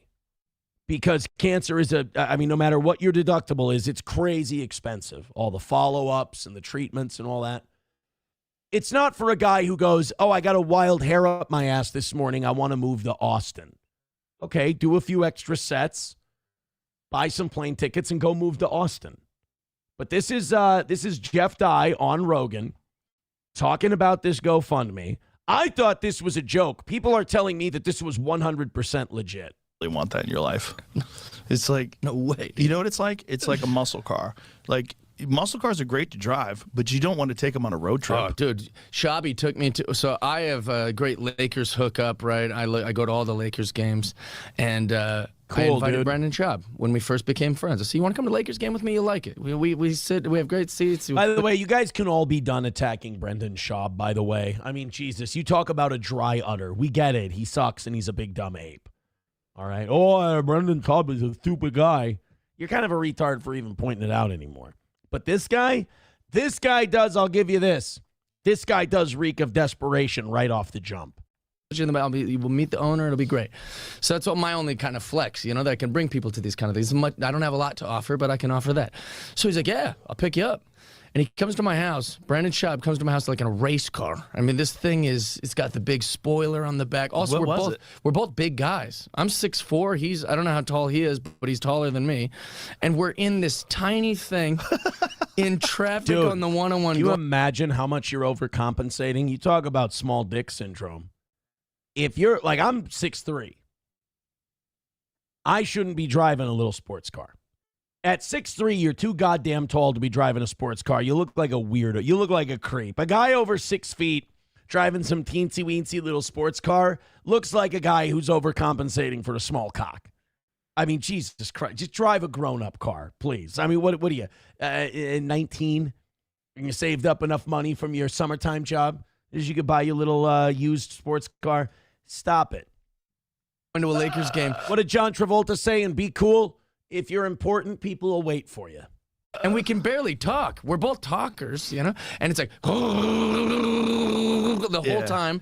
And I was just sitting, halfway through the drive, even though we were like new friends at the time, I'm like, what made you pick this car? You have other cars. And he goes, well, you're like a little kid, and my son loves this car, so I picked it because of you. You're like a little kid. Yeah. I now imagine a car ride between Jeff Dye and Brendan Schaub. And I'm just thinking, if you're going to be in the back seat of that car, just bring a cyanide capsule with. And if the urge gets too strong, don't fight it. Just bite down. It'll be over momentarily. I just watched a documentary on Heinrich Himmler because, of course, I did. It only took him 11 minutes to die from the cyanide capsule. You'll be fine. That's hilarious. And he was right, because when he pulled up, I was like, oh, this is awesome. But then I got in and I was like, bro, we're not built for this thing. It's tiny. Bro. Oh, I tell you. Don't you love it when a guy goes on the most popular podcast in the world and it could have been an email? That's great. God bless Jeff Dye. He sweats insecurity, by the way. Yeah. But that's not like your analogy. Like, that's not a day-to-day. No. This is a guy who he gets on Rogan one time and he's like, no matter what, I have to hit a home run. That's not a road trip car. You want to be in a Cadillac. You don't want to be something that's quiet and real smooth and handles bumps well. Exactly. Like a person. Right. Yeah. Someone like you comfortable. You want a one-night stand, you want a muscle car. Right. You want a long-term relationship. Joe's heart isn't in this anymore. Joe just wants to smoke cigars and go talk on his back deck with people. I think he ought to do that. I think look, man, I think Joe Rogan has had an amazing run. To make the kind of money he's made and still be able to get off your ass and do a show, that shows a level of dedication. Joe Rogan deserves a lot of credit, and he's accomplished a lot, and he revolutionized broadcasting, and I think he should be acknowledged for that. But I rarely watch anymore, but I watched the Billy Bob Thornton episode because I love Landman. I love Billy Bob. I've watched clips from this one. Joe barely listens. Joe doesn't give a shit. Joe's just killing time in his day. I mean, look at the booking. Jeff Dye? Jeff Dye? Really? You should get a Lexus. After immense backlash, I would think my video had a lot to do with that. Pathetic loser Jeff Dye. I didn't know that was his I didn't know that was his moniker, what he did for a living. Pathetic loser Jeff Dye. People who can monetize that, I mean, pathetic loser. How do you monetize? I guess nobody likes on. Yeah, that might be it. Took down his GoFundMe. Don't freak out. Jeff Dye started a GoFundMe to move from California to Texas so he can join the Rogan sphere, and he was asking for $26,000. Now that's fucking insane. He tried to play this off like it was a joke. He's like, oh, I was doing a Gavin Newsom sucks kind of a thing. I was doing a politics joke. No, you weren't. If you would have that's only because you got called out. If you would have made the 26 grand, you would have taken it and you would have ski-daddled off to Austin to go try to suck off Rogan. I don't like this guy. This guy's a boob. And I think he got like $200 in donations. Nice. But hit the goal. After the backlash, he took it down and he addressed the backlash and gave a reason. So let's go through this. Regarding my GoFundMe post, I thought it'd be funny and rich guys would make big donations and we'd all be like, haha, Gavin Newsom sucks. Welcome to Texas. How did this guy get famous? How did this guy become a thing? Is he Jewish? Is he somebody's nephew? Because it ain't from being funny. I watched him on Rogan. That car story sucked ass if that was your cousin telling it to you. And you had no expectation of them being entertaining whatsoever. You'd still hate it and you'd despise him for wasting your time. And now with this, my GoFundMe post. Guys, it was going to be so funny. It'd be like, Gavin Newsom sucks. Am I right? Yeah, that's what the Rogan sphere needs. More right-wing comedy. I was wrong. Instead, a bunch of loonies online went apeshit and lost their mind. You don't get to call people who see a rich comedian grifting off people so he can move to be closer to Joe Rogan, which is psychotic, by the way, and go, oh, loonies online went apeshit and lost their minds. No, a lot of people thought it was really shitty for you to be asking for $26,000 to move. It's like asking for thousands of dollars to fight some lawsuit that you talked yourself into. Also a bitch move. So yeah, all these guys, they just, look, I hate that I have a goal every day. I do. But I say, this is the amount. We hit it. Stop. These other people, The Jeffs and Carls of the world, they treat their audience like they're a fucking ATM machine, and it's despicable. And then they have the nerve to criticize the way I do business. I'm way more honest than any of these assholes. Since it seemed overwhelmingly negative, I took the L and removed the GoFundMe. Refunded everyone. For the record, this made me more conservative after seeing the groups it triggered. You do no. You don't get to now go, oh, no, I triggered people. I was triggering them. See, no. That's not what you were doing. You were not triggering anybody. You tried to do some weird, creepy stalker Texas grift. You got called out for it. And now you're dealing with the fallout. Oh, no, but it's all the libtards. See, I was just triggering the libtards. That's all I was doing. I wish he would have hit the 26,000. I wish Jeff Dye would have hit the 26K, because if he would have, it would be interesting to see if he would have given it all back and then go, oh, guys, I was just doing a Gavin Newsom thing. I doubt it. He would have kept it. He would have moved to Texas. And God, Joe Rogan is so lucky Jeff Dye isn't moving, because his phone would be blowing up. What are you doing today, Joe? Oh, Joe, you remember that sports car story I told you? You want to go ride in a sports car? Oh, Jeff Dye. I hope people remember him. And I hope they hate him, because he seems, I'll tell you, I'll give Jeff Dye one big compliment. He seems remarkably easy to hate. And that's a gift in and of itself. What do you think, numero uno? Let me know if I got that right on the Jeff Dye thing. No Pen 15 with $5. Give him a $5 drop, please. There's so many Somalians in this bitch. He says, Crunchy, forget about Redford. He swims naked with other guys. Oh, now we're trashing other dudes. Crunchy with $50. She doesn't care about you guys, dude. She's into Miss Tay. She says this 50 is for Miss Tay, please. Okay.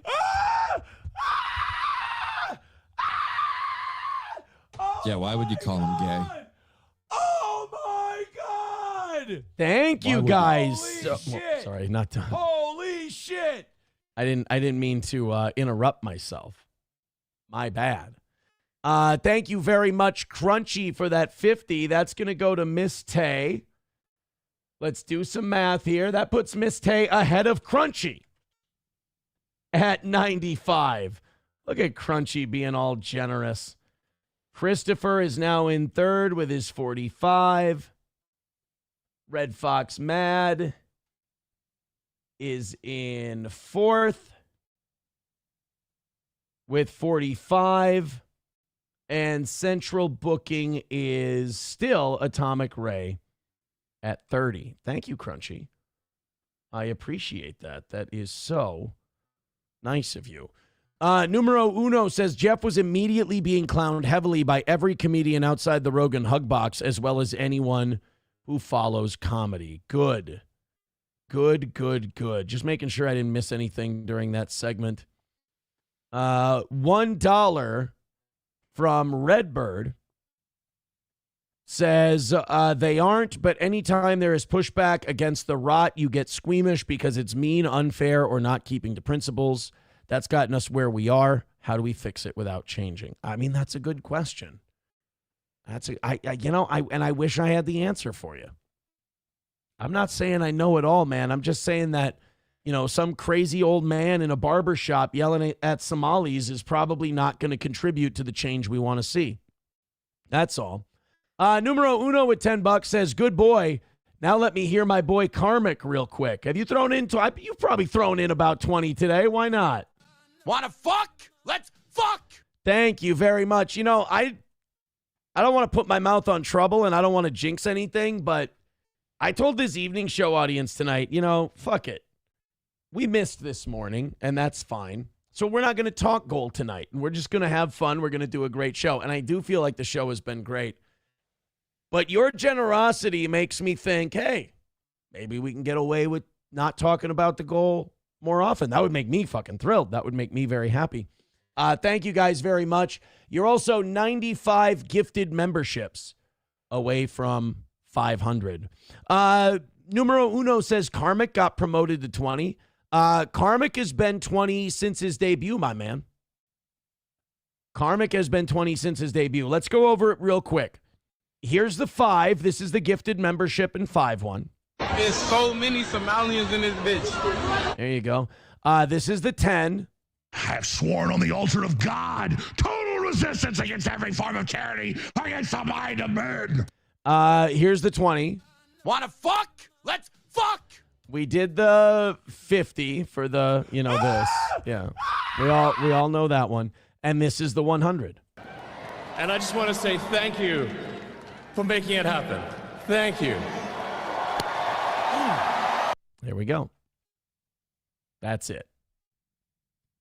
That's it. Fauci's Pangolin says, who has golds will all have nothing and still be happy. Precisely. Will you voting Democrat in the next election? Is that what you're trying to say? Thank you, Crunchy. Thank you, everybody. Thank you, numero uno. Now, numero uno, I'm understanding that I got it right on the Jeff Dye thing. I feel like the way numero's talking, I might have nailed it on this Jeff Dye segment. And thank God. If I can comment on Red Bar people and I can get numero uno to say I got it right, I feel really good. I may be running off my own audience, and we did get over 350 tonight, which is fantastic for the evening show. Thank you guys so much. I shouldn't promote other shows while I'm still on for another hour. Jesse P.S. of Pod Awful, and be honest if you're leaving because I said this. Jesse P.S. of Pod Awful found Mersh's stand-up comedy album that he made called Menace to Sobriety.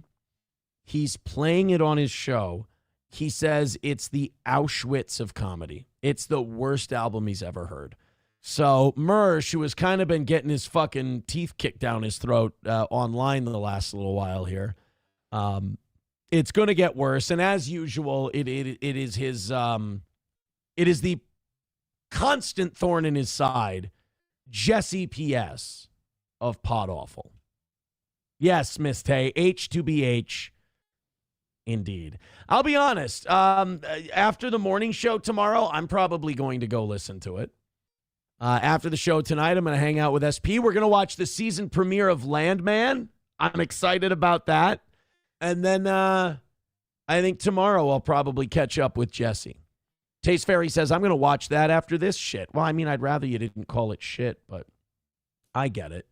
Veldrain with $5 says, any comedian that hears more claps than laughs is closer to being a political activist than a comedian and should seriously work on their material or retire. Boy, you're being tough on him, Veldrain. Thank you very much to No Pen 15 Fathead for $20. He says, put this towards Crunchy, and can I dedicate a karmic drop towards Crunchy? Yes, you may. Here you go. Wanna fuck? Let's fuck! MSO says, I thought Steel Toe was the Auschwitz of comedy. That's, that hurts my feelings. By the way, that $20 is now going to put Crunchy ahead of Miss Tay. So now the audience has a Crunchy versus Miss Tay thing going on. So now Crunchy is in first at 105. Miss Tay is in second at 95. Christopher is in third. Red Fox Mad is now in. No, Red Fox Mad is now in third because he threw in another 5. So he's now at 50. Oh, boy, we're jumping all over the place here tonight.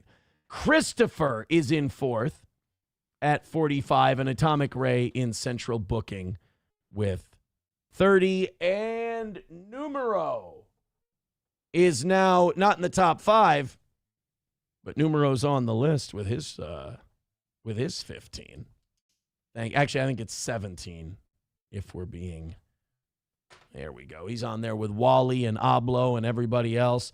Thank you guys very, very much. Just 95 memberships away from 500. Thanks a million. You guys have been ridiculous this evening. Can't thank you enough. Numero uno with $1 says, have you confirmed or denied your appearance in a Justin Timberlake video? I don't want to know. Okay, I'm curious. I have to listen to a little bit of H2BH. It's the title of the episode is called Lost Media. Menace to Sobriety Munchies edition. This is what I had planned for the show. This was like, I thought we were going to do a fun, goofy sort of thing, and this is what happened. You know, even I have lines. There are certain lines that you just do not cross. Okay. That's so true. Okay, Mersh. You really want to cross that line? I want to keep things cartoony. I want to keep things nice and simple, Ralph. I think you're in agreement with that. It would be way nicer if this was all just fun. But Mersh took it to that place. He's taken it beyond.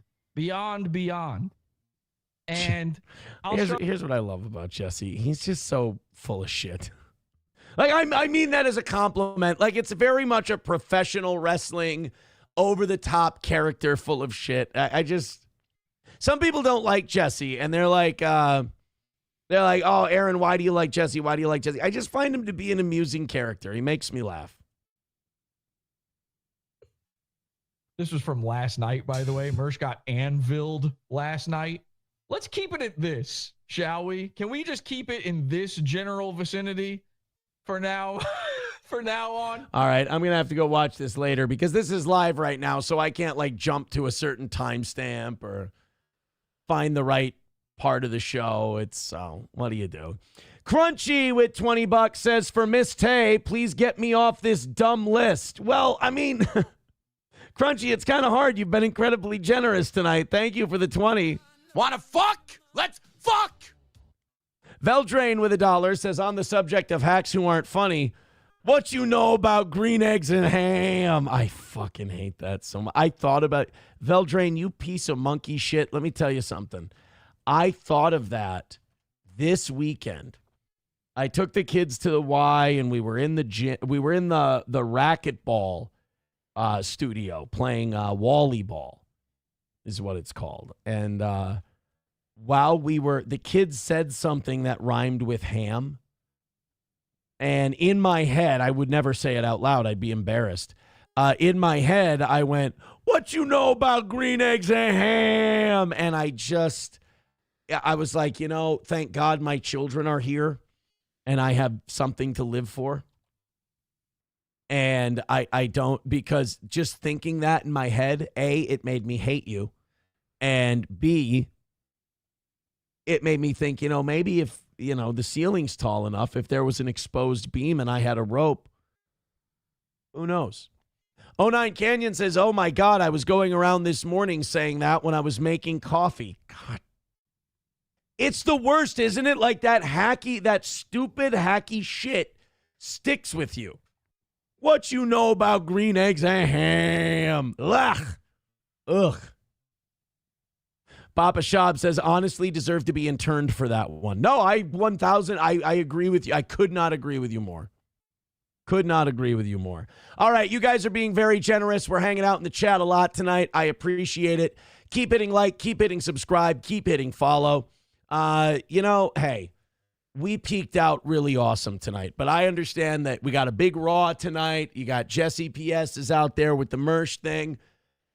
Our first hour, we got to have the nice numbers. Now we're going to be falling off. You guys have done more than enough for this show this evening. You have made my day. This has been incredible, and I hope this next hour I can continue to bring you the lackadaisical, shitty product that you've been paying way too much money for tonight. I did want to say, because I think Sane Caesar was asking me in the chat, who do you think the mystery opponent's going to be for the John Cena tournament tonight on Raw? I think it's Solo Sikoa is in the next round of the John Cena The Last Time Is Now tournament. If you don't know, because you don't give a shit about wrestling because you're not 8, John Cena is having his last match in about 25 days, December 11th. And this is his last Raw tonight. This is the last Raw he's going to be on.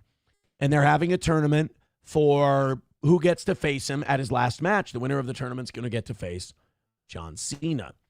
Solo Sikoa is wrestling a mystery opponent. And nobody knows who the mystery opponent's going to be. There have been a lot of predictions. People are saying that They're going to bring in guys from other companies. They're going to bring in guys that used to feud with Cena but don't necessarily work for the company anymore. Like Zack Ryder came back on Friday night on SmackDown. I've got a few names.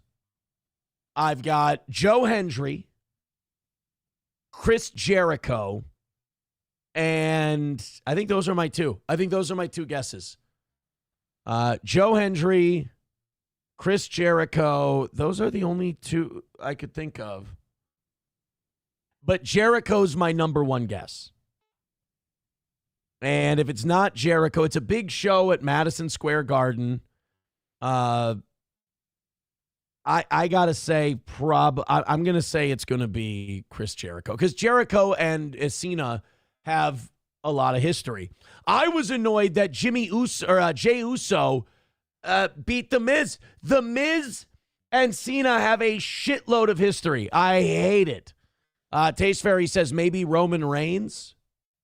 It's not a bad one, but he and Cena have a lot of... Oh, you know what? It could be Brock Lesnar. Throw Brock Lesnar in there. So I'm going to say Jericho, Lesnar, or Hendry. Those will be my three. And you know, the thing is about the Lesnar one, are they just going to let John Cena have his final run and just let it be that the last match between the two of them, Brock Lesnar kicked the fucking dog shit out of John Cena? That's going to be it. It's kind of a ballsy move. AJ Styles. No, it won't be AJ Styles because they already had a last match. So I don't think he's going to be in it. Gurmy says Corporate Kane. Ivana Tinkle says Coco Beware. No, Kraken slapping. I don't think Hulk Hogan's going to be. I don't think he's going to make it. That makes me sad. You just made me very sad. Saying that Hulk Hogan was going to be the guy in there. You rat fuck son of a bitch. How dare you? All right, let's continue on. We've got... now I want to go watch that episode of Raw. Do they start at 7 Central or 8 Central? What time does Raw start? Raw starts...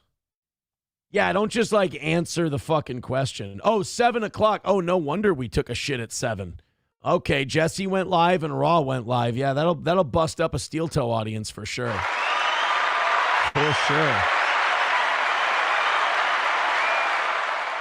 Crunchy with $20 says, dual income, no kids. Aaron said all the money I put in gets put into a college fund for my future children. Tell him, Aaron. Yeah. Oh, that's 1,000% what I said. Wanna fuck? Let's fuck! Thank you very much, Crunchy. You said you wanted to get off the damn list. You keep giving money to the show, though, Crunchy. You understand that's going to keep you on the list. Now Crunchy is ahead of Miss Tay. You know, it's wild. Miss Tay has barely given any money to her own cause, and she still keeps going back and forth with Crunchy for first place. Thank you guys very much. I appreciate it. Oh, I need to start keeping track. You know how I said we weren't going to talk gold tonight? Well, it worked completely because not only is the goal been wiped out, but you wiped out what we missed from this morning, and now you're ahead for tomorrow. So that's the only goal talk we're going to have today, that we didn't say goal at all this evening, and it got knocked out without me saying a word. So this has been the best show we've had in a long time. Thank you. Thank you. Taste Fairy Ialto says, actually, it could be Uncle Howdy. Oh, yeah, because Cena and Bray Wyatt had history. I don't hate that one either. Crunchy's donations should be subtracted. No, not going to subtract Crunchy's donations. She's one of us, one of us, one of us. I saw this story this morning, or last night, excuse me, and how are we letting kids into college when they don't know how to count? When I saw that there were college students who were reading at like a 7th grade level, my head about exploded. Well, now the University of California, San Diego is one of the latest schools. They're not the first, but one of the latest schools to be offering remedial math courses because they're finding a lot of their students are struggling with elementary school math. And, you know, I would probably a month ago, I would have made fun of these people. I would have criticized them. I would have crapped all over them. I wouldn't have missed a beat. But, you know, my daughter brought home some of her homework recently. And she's in sixth grade. And her sixth grade math homework, you know, in some states, that's still elementary school. Her sixth grade math homework was multiplying decimals. I have no idea what the fuck I'm doing. I forgot how to multiply decimals. Multiply decimals was one of those things in school that after you did it in school, you never had to do it again. So I don't even remember the process for multiplying decimals. Was it DARVA? I don't fucking know. I have no idea what there's some kind of fucking acronym, you know, like Pythagorean theorem. There's, you know, A plus B equals C to find the hypotenuse of a triangle or some shit. I probably said that wrong. Then there's got to be one. There's all kinds of like names like Alice and Sandy and Frank for like order of operations and shit. I don't know how to multiply decimals, but also I'm not going to UC San Diego. I mean, St. Mary Law School, sure, but not UC San Diego. I don't think I'm going to have to do remedial math. At least I hope I don't. I might be fucked. But they're making these people who just graduated high school do remedial math. According to a new report out of San Diego, California, the number of entering students needing remedial math has exploded from 1 in 100 to 1 in 8. 1 in 8 freshmen are taking remedial math courses. They've had to create a second remedial class covering elementary and middle school math skills in addition to the one covering gaps from high school. So you have a remedial course that's like, hey, you've been gone for the summer. You've been celebrating your graduation. You've probably been drinking heavily, killing brain cells, huffing paint, whatever. Nobody's judging. We got to go back and figure out, you know, what you were learning that last semester of high school when you weren't paying any attention.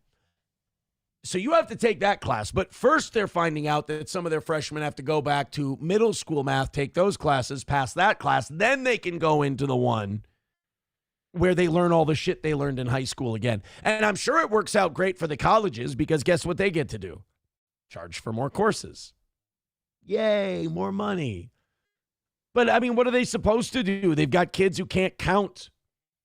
By the way, also, the report also shows that nearly 1 in 5 students fail to meet entry-level writing requirements as well. So how are we admitting these kids into college? I mean, the easy answer is these schools need money, so they just pass everybody on through. But still, I mean, to have these people who can't write or count and having them in an institution of higher learning, I mean, it really is just a Ponzi scheme at this point.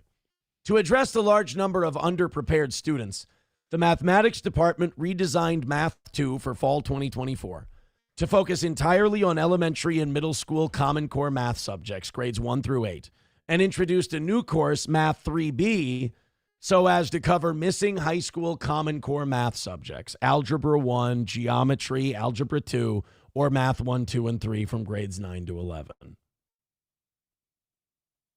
I mean, get your idiocracy memes together because that's what you're going to need for this one.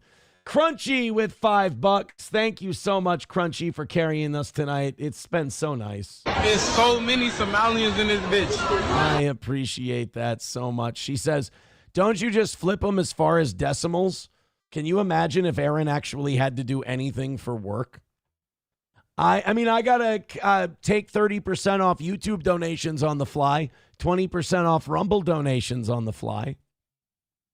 That's something, right? By the way, Crunchy, for someone who keeps wanting to be off the list, you keep going higher and higher on said list. Thank you very much. I appreciate it. I did help my daughter, though. It's not like I was like, I don't know how to multiply decimals. You're on your own, kid. I did teach her about proofs. She didn't know about proofs yet. The late rapper from D12. No, I said, honey, just type in proofs for multiplying decimals, and they'll give you the answer to a problem, and then they'll go back and prove the answer, and that'll show you how to multiply decimals. So, Dad's not a complete retard. Mild retard, but not a complete retard. My Lost Interest says, I learned math by watching Aaron add up the donations towards the goals. Relationship skills too, but I do the opposite. I mean, look, I'd like to be offended by that, but the kid's got a good head on his shoulders.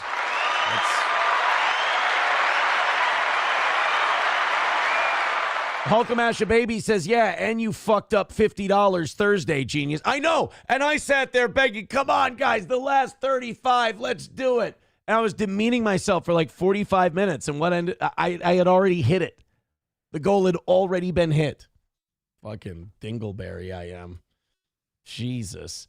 Thank you, Crunchy, for another $5. Says Rumble Friday this week should just be Aaron playing Are You Smarter Than a Fifth Grader? Did I crush that shit? Let's get it up there right now. There's so many Somalians in this bitch. You guys want me to pull up Are You Smarter Than a Fifth Grader like game online? And I'll play it? I'll wreck that shit. I'll crush it. Veldrain with $1 says it's California. The math they know is 1 pack of smokes plus BRB equals comeback never. That was the most creative racist joke I think I've heard from this audience so far. Thank you very much. By the way, somebody said that this had been in their song. This song had been in their head all weekend, and I agree with them. I was singing this song all weekend too. This is such a thing to SARS in their Amazon playlist.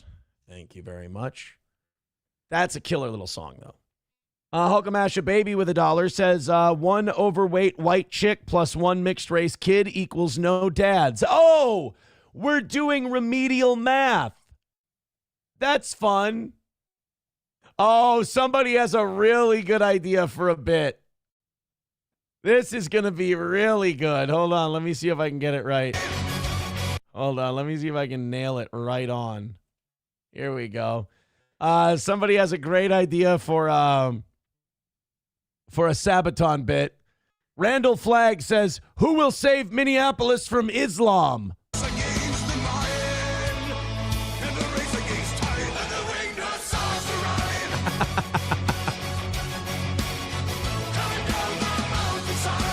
So stupid.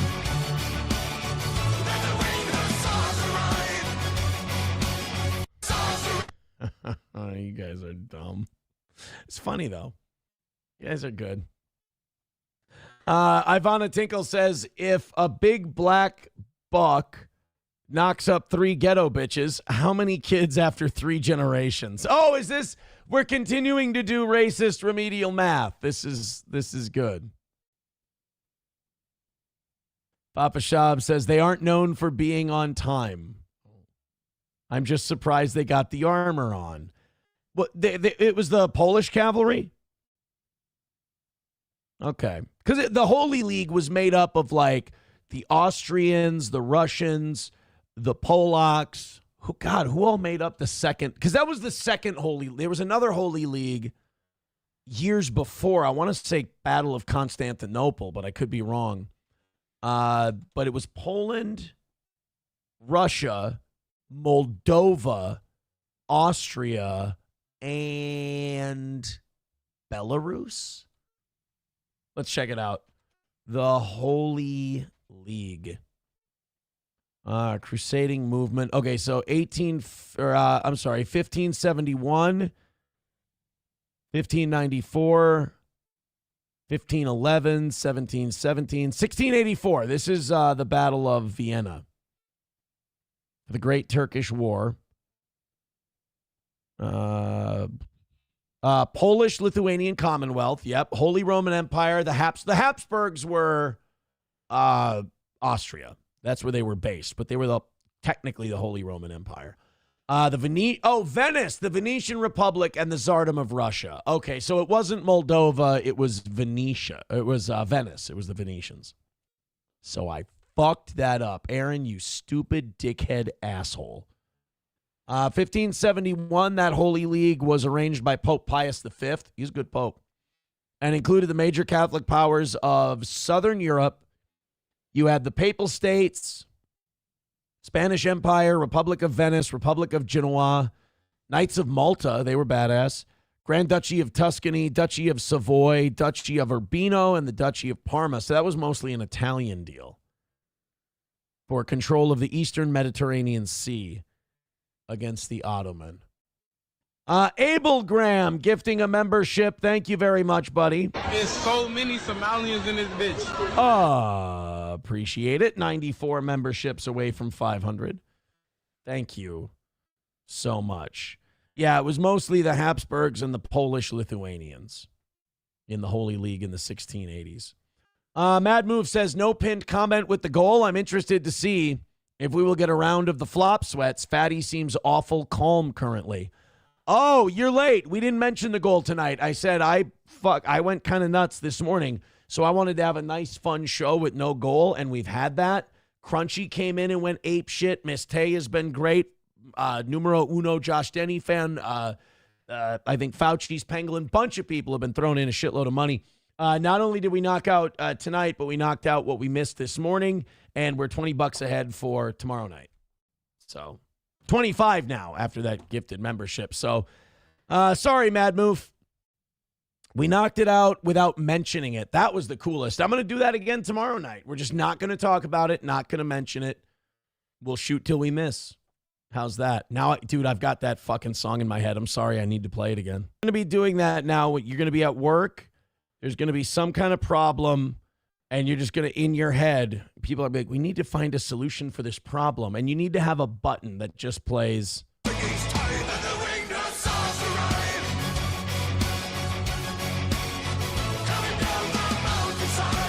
All right, guys, we have a big proposal tomorrow morning, and we are not ready. We are not prepared. This is big for our company. Look, if we can make a deal with our clients that are coming in, it's going to be a great Christmas bonus. We're going to have a great final quarter of the year. We're going to exceed expectations. I mean, we really need to nail this one, but we don't have a hook for this proposal. Does anybody have anything at the last minute that could help? Dave? Dave, how are the Winged Hussars going to help us? This is not... There's no way... The Winged Hussars aren't going to help. We're not meeting with the Ottoman Empire, Bill. Guys, I'm really sorry. Scans have come back, and it looks like your grandmother has cancer. It's inoperable. There's nothing we can do. It's stage 4. The best thing we can do is just give her medication and make her comfortable. Is that okay with you guys? No, guys, the Winged Hussars can't take out your grandmother's tumor. They're not doctors. They're not even educated. They don't. They used leeches back then. This is not... There's nothing. It's going to be impossible to edit this YouTube episode. By the way, you guys understand that, right? Veldrain with $1 says, Mom Donnie says Sabaton Winged Hussars is Islamophobic. Oh, shit. I'm sorry. My bad. That's on me. That's my bad. Baba Shop. Stop. Sam Show says, what you know about green eggs and ham? They'll kill your grandma. If they announce to you that your grandma has cancer and then you go, what you know about green eggs and ham? They'll be like, I'll fucking kill her. I have so many drugs I could kill your grandma right now. I'll end her fucking life. I'm tired of this shit. I can listen to this nonsense. Stop it. Oh. My Lost Interest says, any excuse to play that awful song. I'm sorry, My Lost Interest, but somebody sent this in. There's apparently a Winged Hussars meme that I didn't know about because I go outside. Let's see. All right. There's so many Somalians in this bitch. That was unfortunate. I have an idea, and you guys are going to hate it. Okay? But you have to bear with me, all right?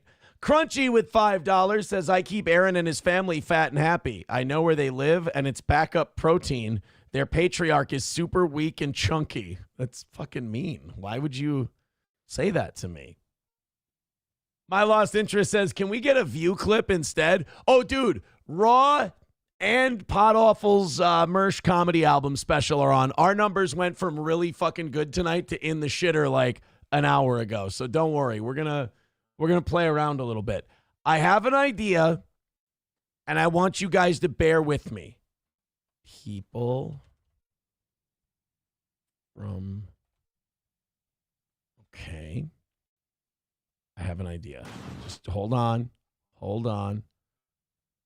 Just give me a second. And now let me just sync it up real quick. All right. Give me 1 second to bring this up. This just popped into my head now. So I gotta make sure.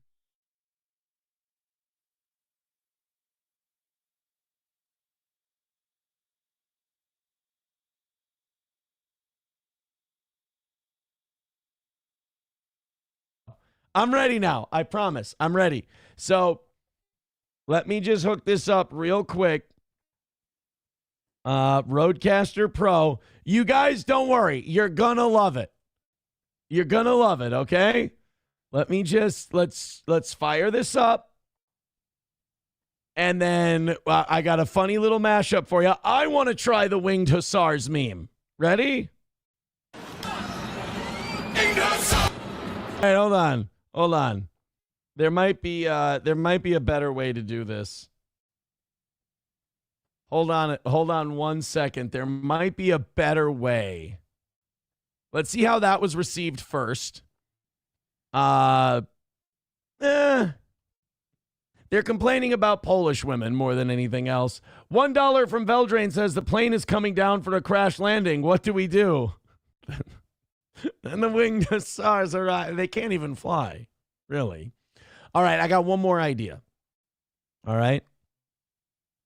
Oh, I did get a couple LMFAOs in there. That's all right. I'll take that. All right, I got one more idea. Ivana Tinkle writes, "What the fuck?" Well, no, that's not the response I was looking for. Give me 1 more second, and we will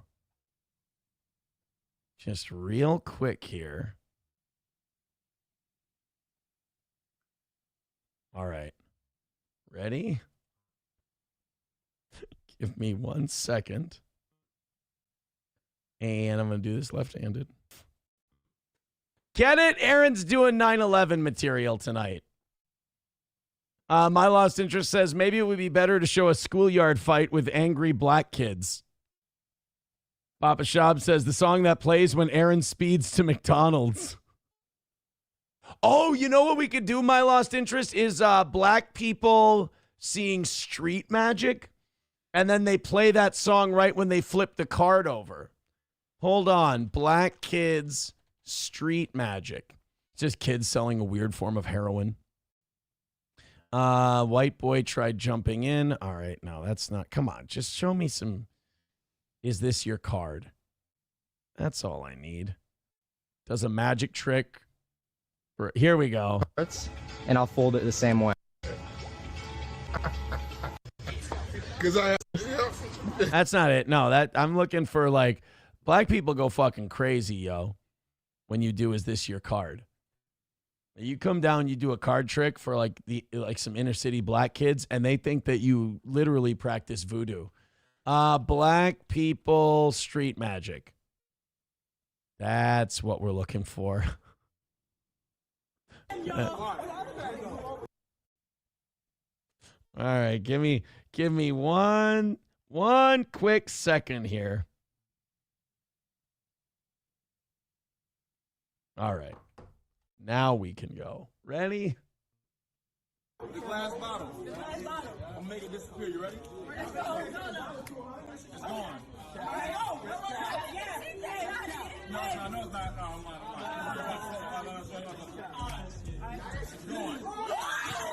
I mistimed it.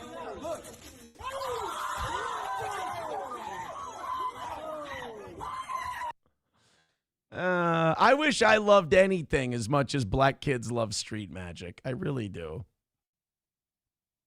Blacks reacting to magic is low-key adorable, says, oh, no. Let me be very clear. I'm not mocking black people when I make fun of their reaction to street magic. I wish I could be so, like, enthusiastic about something as much as black kids are with street magic. Like, sparring, I really enjoy. I really like going in and sparring. That I have a lot of fun doing. Playing basketball, I like playing basketball. But I don't go like, hey, man, you want to play 3-on-3? And I go, oh, my God, oh, shit. I don't know. When SP takes her shirt off, that's one of them. The thing I've been really into lately is like SP will wear her hair just up, just messy bun. That's all it is. And like for her, she's just like, oh, I don't want to fuck with my hair or whatever. She's got these like certain glasses that she wears. And then if she's doing that and she's wearing like sweatpants and just like a shirt, I don't know, man. That's and then when every time that SP in that particular situation, every time SP takes her shirt off, all I can think is, I won't get, because she'll hear it now. If I say that when she takes her shirt off and I see her tits and I think of the Winged Hussars, she'll now start thinking the same thing and she won't take her shirt off anymore. It's not going to. Brett McCart says they love the vanishing dad trick. That's not okay. It's not. It's a joke we didn't need, really. Rabbi Smoothie says, really? What about the $50 drop? Well, that's true. I was that excited for this.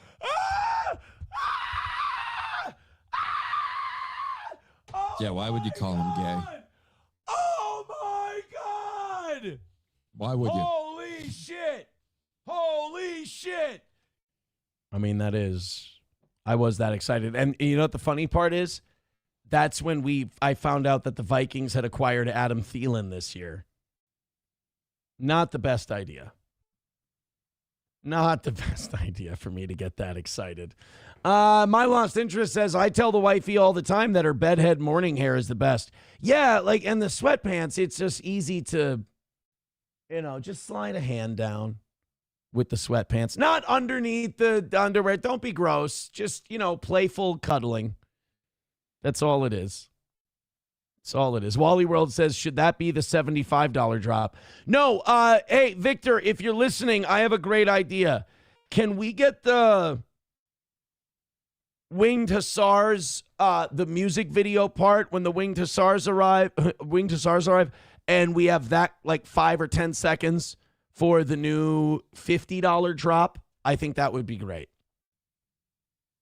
Brett McCart says, all right, you fucking pervert, back to the program. That's a good point. I'm kind of perving out. I'm horning out a little. I got distracted, and that's my fault. And I apologize. All right, we got oh no, why do we have to go to a sex teacher lady? What's with all the sex teachers? We had a guy. Now we've got a girl. We've got too many teachers with the sex. Go start having sex with people your own age.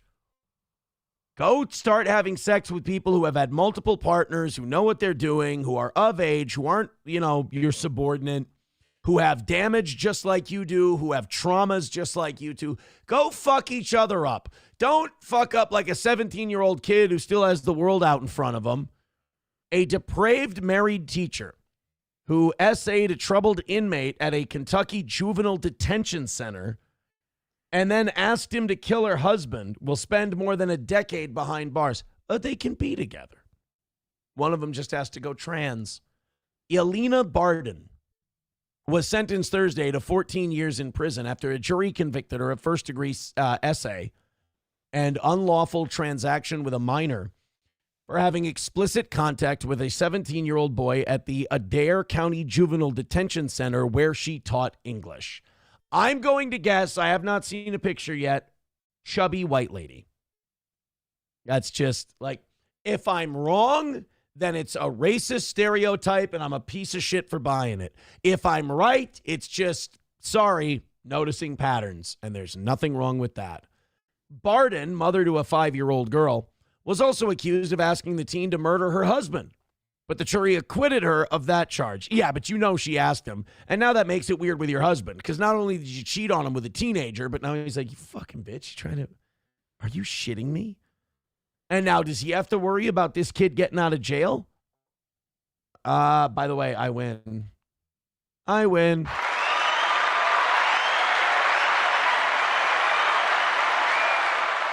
She's a chubby white girl. She likes teens. She doesn't see black people as unclean. Even though we disagree, she's guilty. Sorry. The twisted teacher. Oh, man. I love a good twisted tea. I don't like a twisted teacher. Was busted in April. That's where she's been. When a routine search of the teen's room at the lockup uncovered about 193 sexually explicit letters and photos she had allegedly sent to him.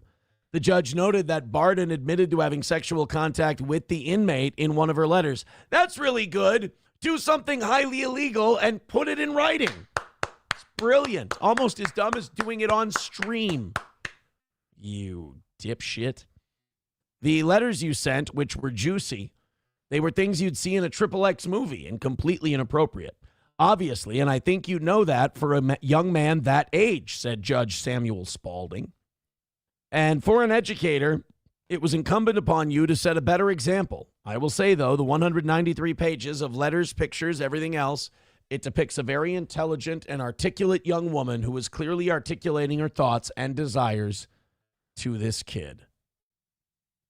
She got kind of a puffy, face, but she's not, she's on the heavier side, but she's kind of like Haley, got a little pudgy, but not like a total obese whore. Just kind of a moderately chubby whore, like Haley.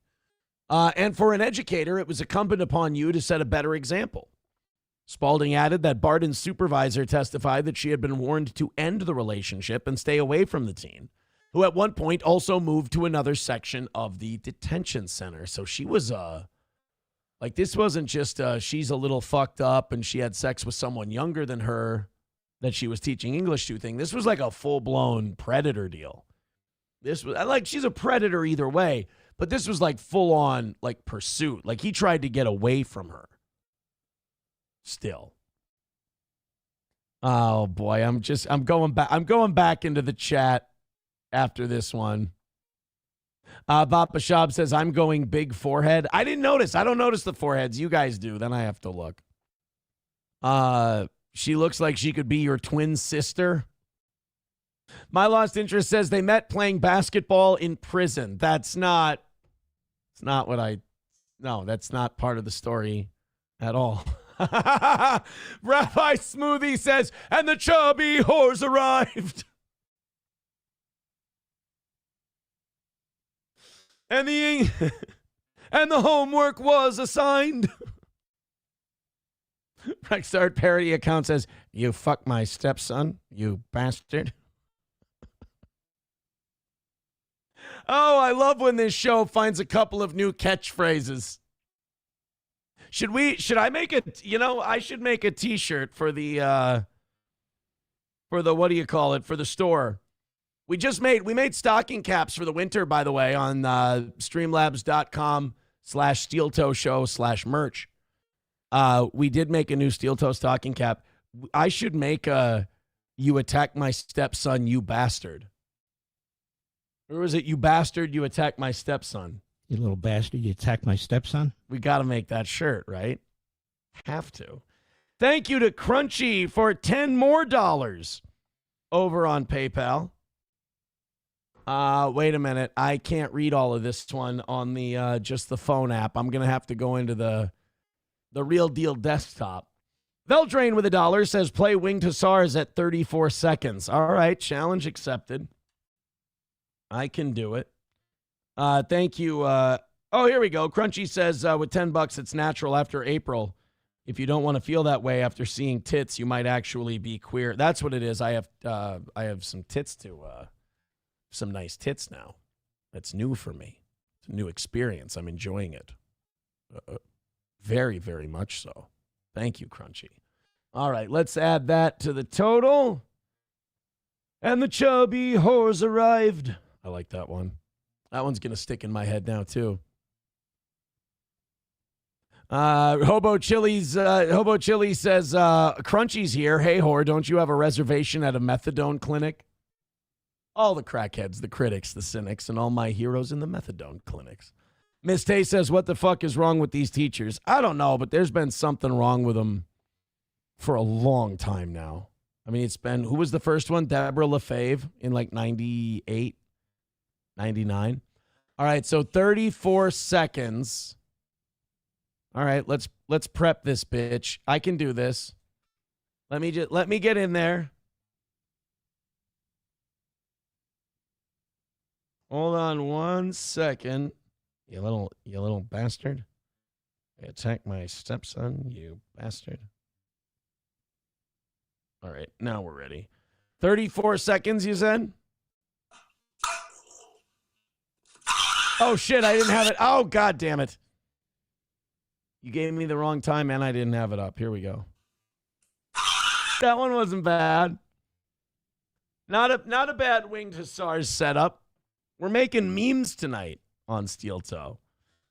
Taste Fairy Ialto says, my dad always thought the line was all my heroes in the Metrodome Clinic. Well, if you're from Minnesota, you might. You might. Bapa Shab, oh, this is a unfortunate quote that could be taken out of context. I have some nice tits now. Aaron. Yeah, that's probably not the way I should have said it, but it is the way I ended up saying it. Do you want black people at the grocery store story? That's a fun one. We've got 10 minutes left tonight. This one flew by. Thank you, everyone. Hit like, hit subscribe, hit follow on your way the fuck up out of here. This is not a Piggly Wiggly, but it's got like one of those really poor people grocery store names, like the Food Pride or like the Food Club. Like it's just a description of what it is rather than like a branded grocery store. Somebody was getting in on their Thanksgiving shopping early and decided to jump in and get a turkey quick, and somebody else decided that was their turkey. And how do we settle it in this neighborhood? Well, all over turkey, a 29-cent pound turkey. That's what Paris Harris said. The food lion. The food. Yeah, as you can see, it used to be a Lowe's, but it just kept getting looted. Led to a shooting at this food line on North Main Street in High Point. Harris says she was working inside the store Thursday night when she was approached by a disgruntled customer. Trying to explain to him that the turkey, you got to spend $35 to get the turkey for $4.44. And he got upset over that? He got upset over that. Harris says another customer then intervened. A customer came from Register 6, ran over to the man that was all in my face, was like, this is a woman, talk to me like that. Well, I mean, if you ask me, in my opinion, there's only one answer. There's only one thing that can solve this.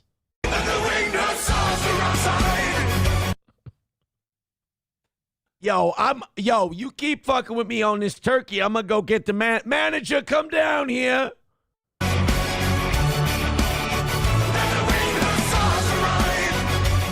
Stupid. It's all incredibly stupid. Next thing you know, they right there. Confrontation go on. They fighting.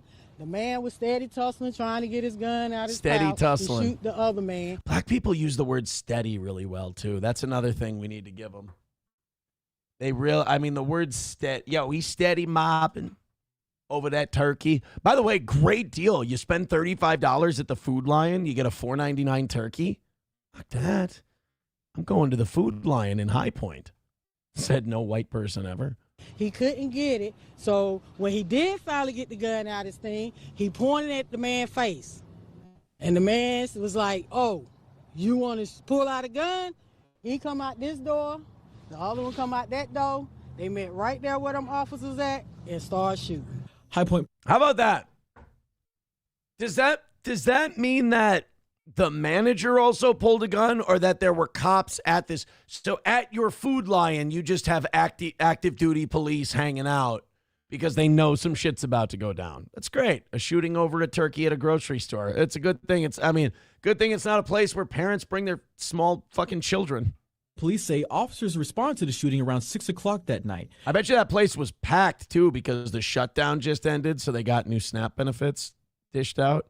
And one person was left with non-life-threatening injuries. Harris says the store was full of families and children. When they first started shooting, our manager directed everybody to hit the back door because that's the procedure of what we're supposed to do. I heard one guy pretended to shoot. He yelled out to a bunch of people. He said, they shooting. And they all panicked. He goes, made you look. You a slave to a page in my rhyme book. Getting big money, playboy, your time is up. Where my gangsters, where my dime's at. They shooting. Made you look. Don't worry, I'm leaving in 5 minutes. It's not a big deal. An incident like this happens. With bullet holes in the store windows and the parking lot riddled with evidence markers, Harris is having a hard time processing why such a big deal was made over what many see as a deal. Mentally, I'm not here. Physically, I am, but mentally, this has really messed me up. I've never been in a situation like this before. I've been with Food Line 3.5 years. I've never experienced this. Well, that's because, ma'am, when you work at a grocery store, you're not usually supposed to see active gunfire. That's usually saved for places like war zones. Welcome to that neighborhood where every Friday is Black Friday. Crunchy with $10 says, hey, Hobo, don't you have a 90% disability rating to maintain at your tinnitus checkup? Oh, shit, Hobo's disabled as fuck.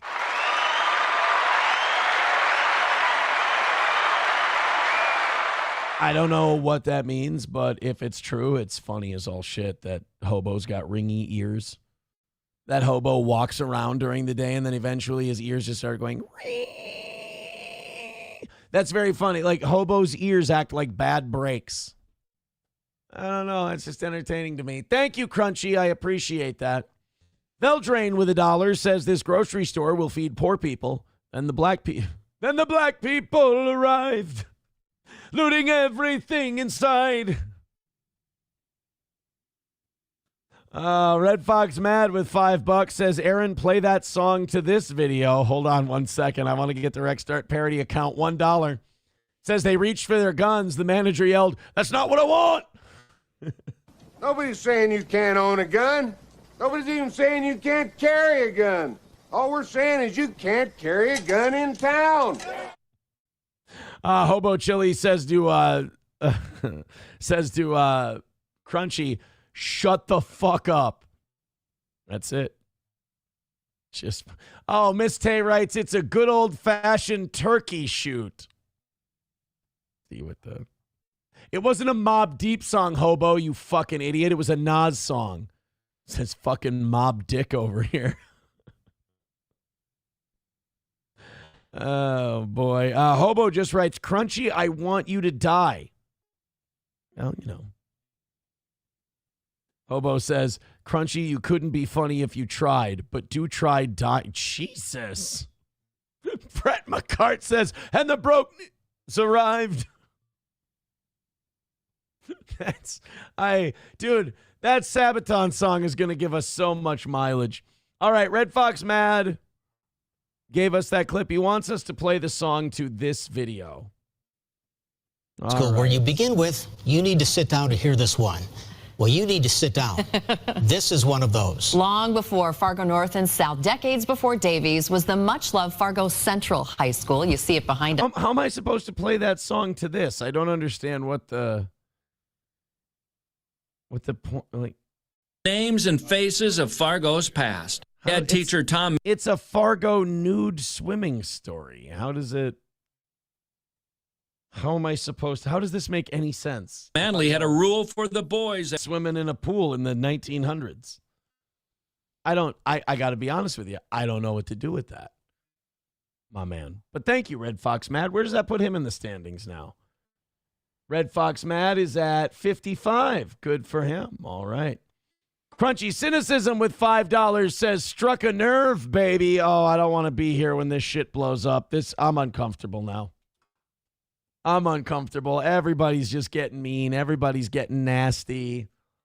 Hobo and Crunchy are going after each other. I got 3 minutes left. I just want to get out of here. Nice and easy. Everything was great tonight. You guys are fantastic.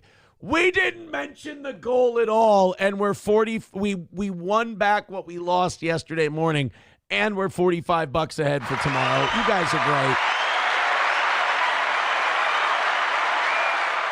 Historically White says they took pictures too. What the fuck? I know, right? It is kind of wild. Feltrain says the turkey shooting story. And the brokers arrived. And their EBTs declined. It is good. Red Fox Mad with $5 says my ears ring while and after Crunchy and I make love from her yelling in my ear as I am balls deep in her vagina. Well, stop with all the dirty talk, guys. Thank you, Red Fox Mad. There's so many Somalians in this bitch. Fauci's Pangolin gifting a membership. Thank you. There's so many Somalians in this bitch. I appreciate it. Unbelievable generosity from the stupid towheads, as the haters would call you. Thank you very much. $60 or toe bros or whatever the fuck they call you. Hobo Chili says, Crunchy, many men have struck a nerve inside you. Now it's like the Marianas Trench. My Lost Interest says, I'm sure clips from this show will be played on the Friday Anti-Toe Show. What clips? What could you play? The Tonight Show ruled. Tonight's show was awesome. They should play this on that show to teach you how to do an actual show instead of being weird, creepy fanboys. I saw the coping last week, too. Beautiful. Beautiful. Hobo will end tonight with Hobo saying, if you fuck Crunchy, I hope your dick falls off. Well, we end tonight with a wish. Thank you guys very much. Unbelievable. Hit like, subscribe, and follow on your way out. Check out our shorts. Check out our clips. And we'll talk to you tomorrow at 6 a.m. Central. Thank you. And the winter has arrived.